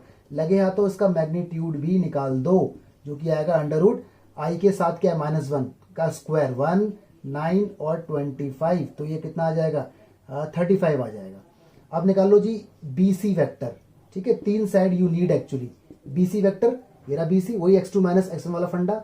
1 में से 2 गया, आई कैप, -3 में से -1 गया, माइनस का 2 जे कैप, प्लस माइनस आपको आना चाहिए, -5 में से 5 है भाई, ये में से 1 गया तो माइनस का 6 के कैप। चलो जी, लगे या तो इसका भी मैग्नीट्यूड निकाल देते हैं। वो निकलेगा आई के कोफिशिएंट का स्क्वायर 1, जे का 4 और 6 का 36, ये आ जाएगा जी 41। अब निकालो ए सी वेक्टर, ए सी बोलो सी ए बोलो कोई फर्क नहीं पड़ता। चलो जी, 1 में से 3 गया, माइनस का 2 आई कैप, -3 में से -4 गया तो प्लस का आई जे कैप, ठीक है। कैलकुलेशन आपकी अपनी अच्छी होनी चाहिए। -5 में से ये गया तो ये आ जाएगा माइनस का के कैप, ठीक है। चलिए अब निकालते हैं इसका मैग्नीट्यूड, निकाल लो भाई साहब जल्दी से। 4 + 1 + 1 इनके स्केलर कॉम्पोनेंट का स्क्वायर, ये आ गया √6। अब लगाते हैं बाय पाइथागोरस थ्योरम, ठीक है। पाइथागोरस थ्योरम क्या होती है, ये तो आप बचपन से पढ़ते आ रहे हो, वो होती है b² + p² = h²। यहाँ जगह नहीं बच रही इसलिए मैं यहाँ पे जा रहा हूँ, यहाँ कर रहा हूँ। बताओ इसमें h b कौन होगा, किसी को भी बोलो, लेकिन h वो होगा जो सबसे बड़ा होगा, सबसे बड़ा ये है, तो ये हाइपोटेनस है। तो इसको बोल दो बेस, इसको बोल दो परपेंडिकुलर, आपकी मर्जी है। तो आप देखो √35 का स्क्वायर, ठीक है, प्लस √6 का स्क्वायर = √41 का स्क्वायर। क्या ये बात सच है? यहाँ कितना आया 35, यहाँ कितना आया 6 = 41, 41 = 41, हैंस प्रूव्ड। इस तरह से क्वेश्चन प्रूव हो गया। एंड में एक लाइन जरूर लिख देना, hence given points are vertices of right angle triangle, ठीक है। तो एक बात जो बहुत जरूरी आपने सीखी है कि पोजीशन वेक्टर को पॉइंट बोलते हैं, यानी इसको हम पॉइंट में कन्वर्ट इसीलिए कर पा रहे हैं क्योंकि इसका नाम पोजीशन वेक्टर है, पीवी। इस बात को लिख लो और 10 बार रिपीट कर लो। देखिए गाइस, सेक्शन फॉर्मूला आ रहा है। सेक्शन फॉर्मूला वही है जो आपने 10th क्लास के अंदर पढ़ा था, ठीक है। रेशो होती थी m1 m2। फिर आपने 11th के अंदर उसको पढ़ा, उसमें रेशो हो गई थी m:n। ध्यान है आपको, कोऑर्डिनेट ज्योमेट्री 10th चैप्टर में, स्ट्रेट लाइन। तो वही यहां पर आ गया सेक्शन फॉर्मूला, लेकिन वेक्टर के अंदर थोड़ा सा डिफरेंट होता है। अब थोड़ा डायग्राम के थ्रू मैं आपको इसमें बताता हूं, ठीक है। सपोज करो ये कोई पॉइंट है मेरे पास O, इनिशियल पॉइंट है मेरे पास, ऑलराइट। यहां से कोई वेक्टर जा रहा है A, ये देखो कोई वेक्टर गया, इसका नाम मेरा A वेक्टर हो गया, और ये कोई वेक्टर गया B, ये हो गया मेरा B वेक्टर, ठीक है। ये टकराया P पॉइंट पे और ये टकराया Q पॉइंट पे, ऑलराइट। तो अगर मैं बोलूं तो मैं इसको बोल सकता हूं कोई PQ वेक्टर मेरे पास है, देखो ये रहा, ये इस तरह से हो गया PQ वेक्टर, ठीक है। और ओरिजिन से एक वेक्टर और आया जो यहां पे कहीं टकराया, इसका नाम है, सपोज करो मिड पॉइंट का नाम है R, और ये R वेक्टर मुझे निकालना है, ये मेरा रिक्वायर्ड है। और रेशो है इसकी m:n, ये इसकी रेशो है m:n। अब क्योंकि मिड पॉइंट है तो मिड पॉइंट में m और n इक्वल होता है, जितना m उतना n, इसलिए याद करो इसको 1:1 भी बोलते थे मिड पॉइंट को, ठीक है। तो ये R वेक्टर कैसे निकलेगा, तो देखो R वेक्टर को निकालने का फॉर्मूला आपका होगा A vector plus B vector divide by 2, ये इसका फॉर्मूला है।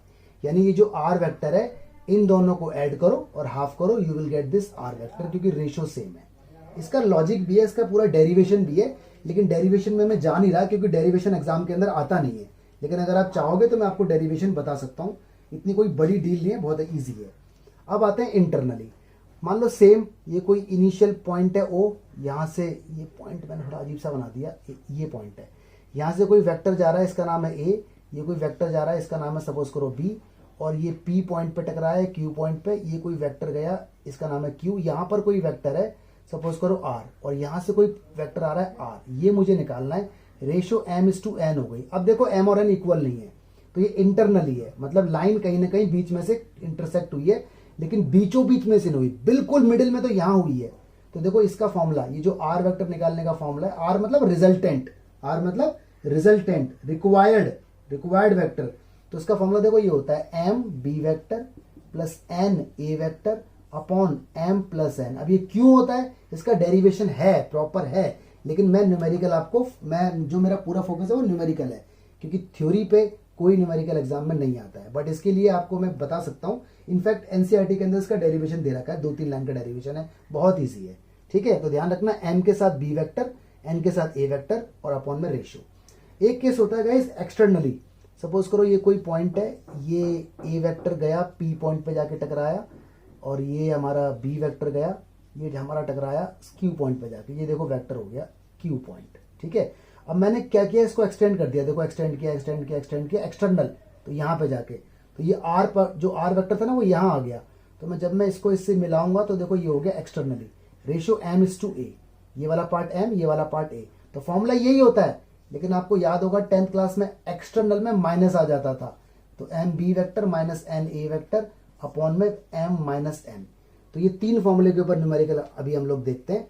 इनका डेरिवेशन आपको करने की जरूरत बिल्कुल नहीं है, आपको बस ये फॉर्मूला याद होना चाहिए। मिड पॉइंट में दोनों को ऐड करके हाफ, इंटरनली में एम बी मतलब एम और बाद वाला वेक्टर प्लस एन और पहले वाला वेक्टर, एक्सटर्नली बिल्कुल सेम है, बस माइनस आएगा। ठीक है, क्वेश्चन के अंदर आपको कंडीशन साफ साफ बता देगा कि कौन वेक्टर ए है कौन वेक्टर बी है। ठीक है, न्यूमेरिकल देखते हैं। देखिए 3 न्यूमेरिकल आपके सामने है। पहला देखिए एग्जांपल नंबर 11 आपके सामने आ रहा है। इसने कहा है consider 2 point P and Q, position vector OP. Position vector का मतलब पॉइंट है, ये ध्यान रखना। तो आपको देखो ओपी वेक्टर इसने दिया हुआ है, इसको मैं ए वेक्टर भी बोल सकता हूँ, लेकिन ए इसके अंदर ऑलरेडी यूज हो रहा है तो उसको ओपी रहने दो। ये आपको दिया हुआ है 3a माइनस बी। ठीक है जी, और आपको इसने दिया हुआ है ओ क्यू, ये कोई वेक्टर दिया हुआ है, ये आपको दिया हुआ है a प्लस बी। तो ये वही है, ये ए वेक्टर है पहला वाला, ये बी वेक्टर है। ठीक है, लेकिन इसने नाम दिए हुए ओ पी और ओ क्यू। और देखो रेशो भी इसने दी हुई है 2:m, यानी जो m:n की रेशो हुआ करती थी वो यहाँ पे 2:1 इसने दी हुई है।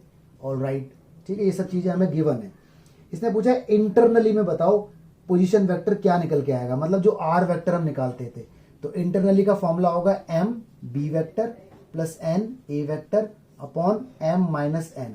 m ऐसी रहेगा। बी वेक्टर देखो इसे कहेंगे, ये पहला वेक्टर है तो a है और बाद वाला वेक्टर b है, इसका नाम ओ क्यू है तो यहाँ पे बी वेक्टर की जगह ना ऐसा आना चाहिए m O Q plus n O P. भाई नाम तो बदलता रहेगा ना, तो बी वेक्टर की जगह आप रख दो a प्लस बी और m की जगह रखो 2।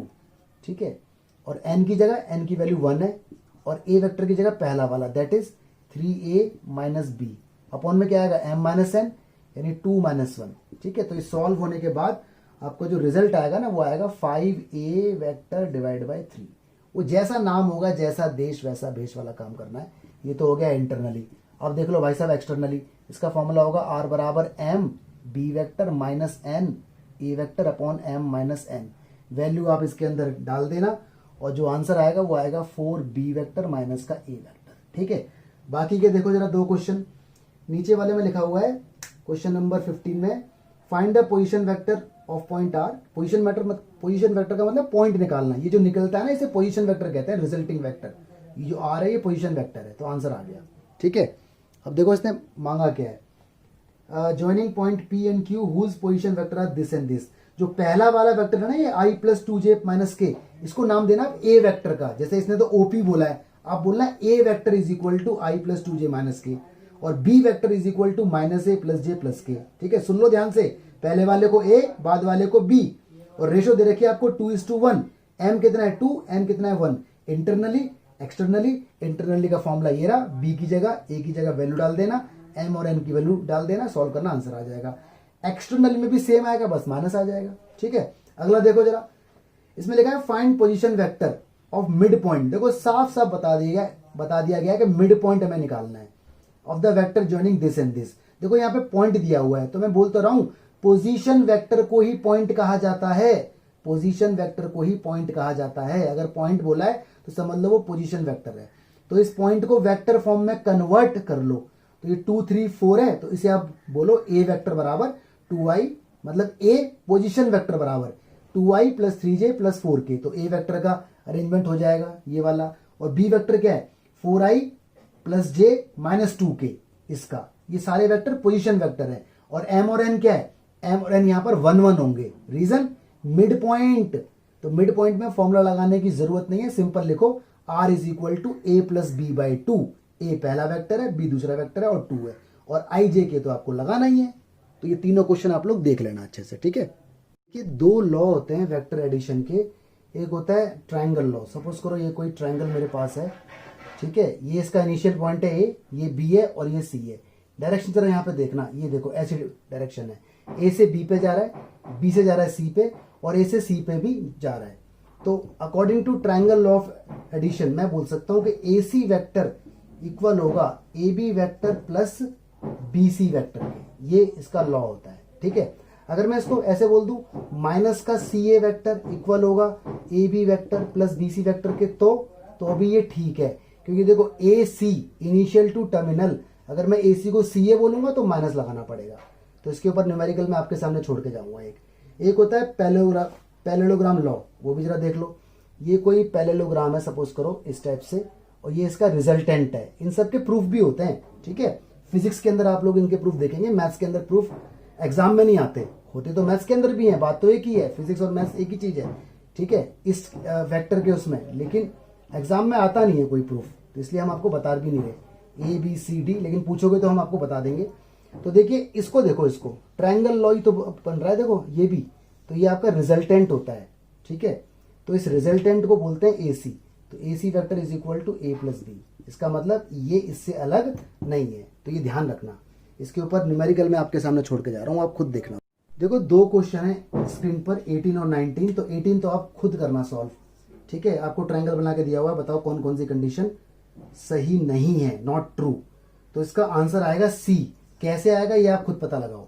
19 मैं आपको यहां पर बता रहा हूं। देखो जब भी दो वेक्टर कोलिनियर होंगे तो भाई वो प्रोपोर्शनल तो होंगे ही, और जब दो वेक्टर प्रोपोर्शनल होते हैं तो ऐसा बोलते हैं हम B बराबर लैम्डा ए। लैम्डा ए का मतलब है कि इसके जो कंपोनेंट है वो समथिंग टाइम्स है इसके, जैसे इस वेक्टर में लिखा हुआ है I plus J plus K, और एक वेक्टर में लिखा हुआ है 2I plus 2J plus 2K, तो 2 सब में से कॉमन आके ऐसा बन जाता है। तो ये कंडीशन ट्रू होती है जब दो वेक्टर कोलिनियर होते हैं, ठीक है। बाकी देखो दो वेक्टर कोलिनियर जब भी होते हैं जब वो एक दूसरे के बिल्कुल सेम होते हैं, लेकिन अपोजिट उसमें होते हैं डायरेक्शन में, जैसे एक वेक्टर गया ऐसे और एक वेक्टर गया ऐसे, तो भी ये कोलिनियर होते हैं।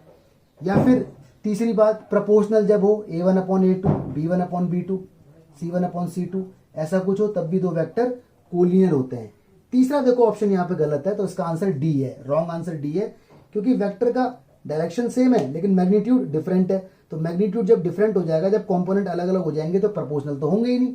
एक वेक्टर है I plus 2J plus 3K, एक वेक्टर है 9I plus 20J plus 45K, तो डायरेक्शन तो सबकी सेम है, प्लस प्लस प्लस, लेकिन ये वाली कंडीशन फॉलो नहीं हो रही, तो वो कोलिनियर नहीं होंगे। तो इसका आंसर क्या आएगा? D, ठीक है। तो 18 और 19 क्वेश्चन आपको खुद ढूंढना है क्यों नहीं होगा। देखिए यहाँ पर दो टर्म्स आ रहे हैं, एक है DR जिसको बोलते हैं डायरेक्शन रेशियो, ठीक है। इसकी डिटेलिंग मैं आपको बताऊंगा 3D के टाइम पे, जब 3D स्टार्ट होगी ना तब मैं आपको उसकी डिटेलिंग बताऊंगा, अभी आप सिर्फ फॉर्मूला देख लो उसका। और एक है आपका डायरेक्शन कोसाइन DC, कोसाइन का मतलब वही होता है कॉस थीटा वाला, ठीक है, डायरेक्शन कोसाइन। देखो DR को रिप्रेजेंट किया जाता है A, B, C से। क्या कहा जाए तो स्केलर कंपोनेंट, वेक्टर के स्केलर कंपोनेंट को ही DR कहा जाता है, ठीक है। कंपोनेंट, अरे यार क्या कर लिखता हूं मैं कभी कभी, कंपोनेंट, ओके जी। तो स्केलर कंपोनेंट को ही हम लोग क्या बोलते हैं? DR बोलते हैं, डायरेक्शन रेशियो। ये होता क्या है इसकी डिटेलिंग मैं आपको बताऊंगा 3D में, क्योंकि थोड़ा सा ना 3D की भी नॉलेज आपको होनी चाहिए, तो अभी नहीं है, बट यहाँ पे इसके ऊपर न्यूमेरिकल है, तो मैं आपको बता रहा हूँ डायरेक्ट फॉर्मूला। आप ध्यान रखें, डायरेक्शन रेशियो का मतलब है denote scalar component of vector. जैसे आपको एक वेक्टर दिया हुआ है AI plus BJ plus CK, ये वेक्टर है, वहां पे लिखा होगा वेक्टर, वेक्टर होना चाहिए। अगर ये पोजीशन वेक्टर होता तो नहीं होती DR, पोजीशन वेक्टर की DR नहीं होती, वेक्टर की DR होती है। तो ये देखो जी, एक कॉन्सेप्ट आ रहा है डायरेक्शन रेशियो DR, इसको डिनोट करते हैं ABC से, और एक डायरेक्शन कोसाइन DC, इसको डिनोट करते हैं LMN से। ये ज्यादा डिटेल में आएंगी 3D के अंदर, जो नया चैप्टर आगे स्टार्ट होगा, अगला चैप्टर, लेकिन यहां पर न्यूमेरिकल इसके ऊपर है, तो थोड़ा सा इंट्रोडक्शन में आपको दूंगा, डिटेलिंग में आपको 3D में बताऊंगा, लेकिन आई होप अभी आपको समझ में आ जाएगा। देखो कोई वेक्टर होना चाहिए, ध्यान रखना, वेक्टर होना चाहिए, पॉइंट नहीं होना चाहिए। वेक्टर और पोजीशन वेक्टर दोनों में फर्क होता है, वेक्टर ऐसा होता है और पोजीशन वेक्टर ऐसा होता है, ये पॉइंट होता है। इसी को अगर वेक्टर फॉर्म में लिखते हैं तो उसे PV बोलते हैं, पोजीशन वेक्टर, लेकिन वेक्टर के अंदर इस तरह से वेक्टर एक एरो होता है, तो क्वेश्चन के अंदर लिखा होगा वेक्टर। तो कोई वेक्टर आपको दिया है AI plus BJ plus CK। देखो बच्चों, इसके जो स्केलर कंपोनेंट हैं, कौन से कंपोनेंट? स्केलर, स्केलर कंपोनेंट इसके A है, B है, C है, इन्हीं को डायरेक्शन रेशियो कहा जाता है, DR। और एग्जाम में शॉर्ट फॉर्म यूज कर सकते हो, डायरेक्शन रेशियो ना लिख करके DR लिख सकते हो, अलाउड है, ठीक है। तो DR को डिनोट करते हैं ABC से। ये क्या है? I का कोफिशिएंट, J का कोफिशिएंट, K का कोफिशिएंट। तो किसी भी वेक्टर के स्केलर कंपोनेंट को DR कहते हैं, ये बात ध्यान रखने वाली है, ठीक है। अगर मान लो ये लिखा होता पोजीशन वेक्टर तो DR नहीं निकलती, वेक्टर की निकलती है DR। तो क्वेश्चन में लिखा होगा ये वेक्टर है, अगर ये वेक्टर है तो DR बोल देना, IJK के कोफिशिएंट। अब आता है डायरेक्शन कोसाइन, इसको रिप्रेजेंट करते हैं LMN से।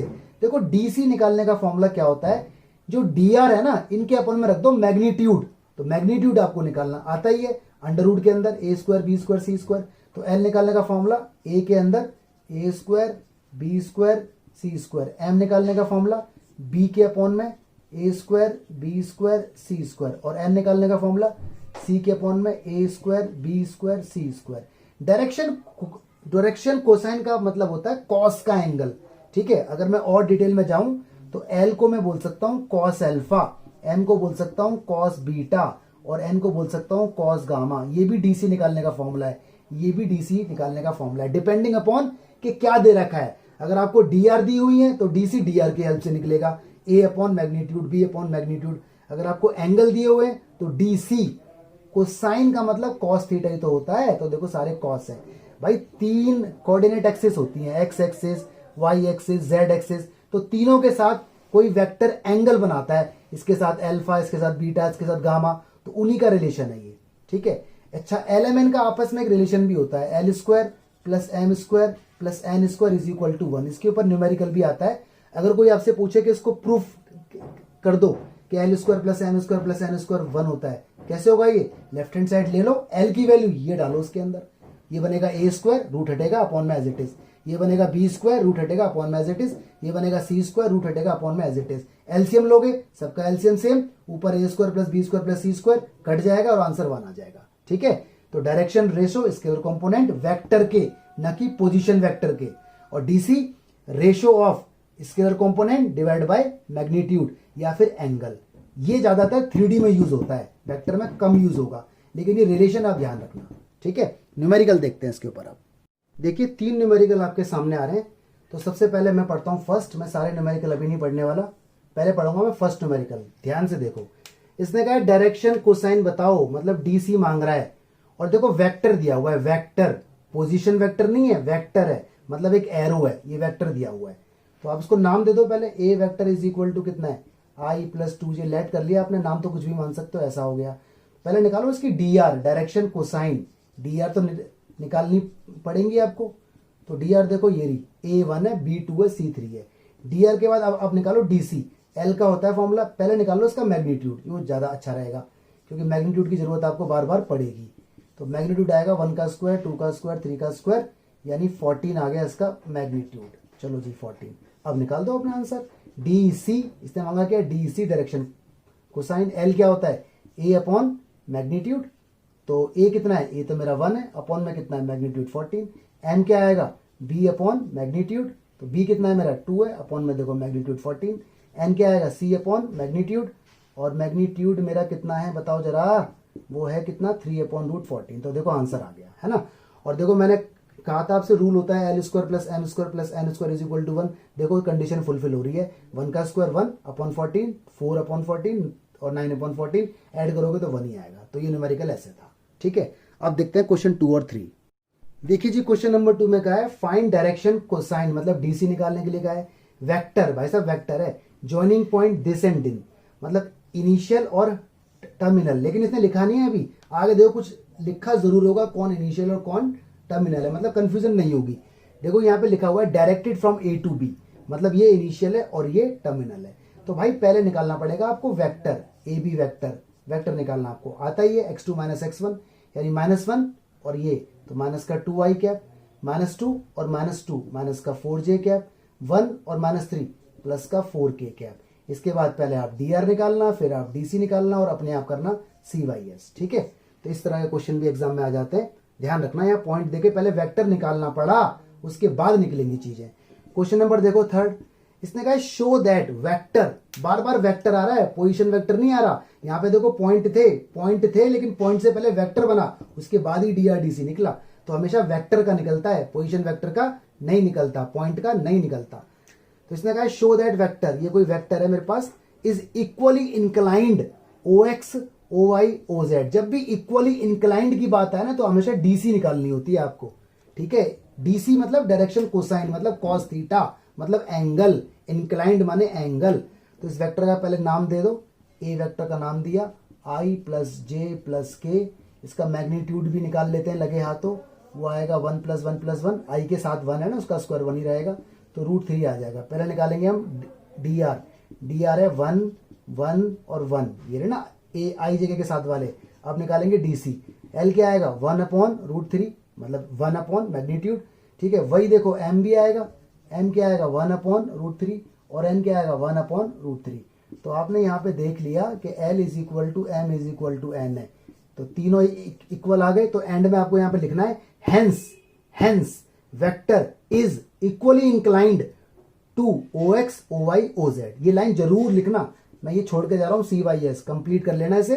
क्या लिखना है, hence vector I plus J plus K is equally inclined to OX OY and OZ। तो इस लेक्चर के अंदर आपको इतना मिला। ये सारे कॉन्सेप्ट एक पेपर पे लिख लो और इसे 2-3 बार रिवाइज कर लो तो आपको अच्छे से आ जाएगा, वरना आपको दिक्कत हो जाएगी अगर आप एक भी कॉन्सेप्ट भूल गए। अब देखो याद करना है तो करना है, इसके बिना बात नहीं बनेगी। थैंक यू गाइस, सारे क्वेश्चन अच्छे से तैयार करो, अगली वीडियो और इंटरेस्टिंग है, इसमें ये वाले कॉन्सेप्ट तो यूज़ होंगे ही होंगे, उसके भी आएंगे। तो अच्छे से नोट्स बना लो, एक पेपर पे सारे कॉन्सेप्ट लिख लो। Thank you so much, god bless you, stay blessed, study hard.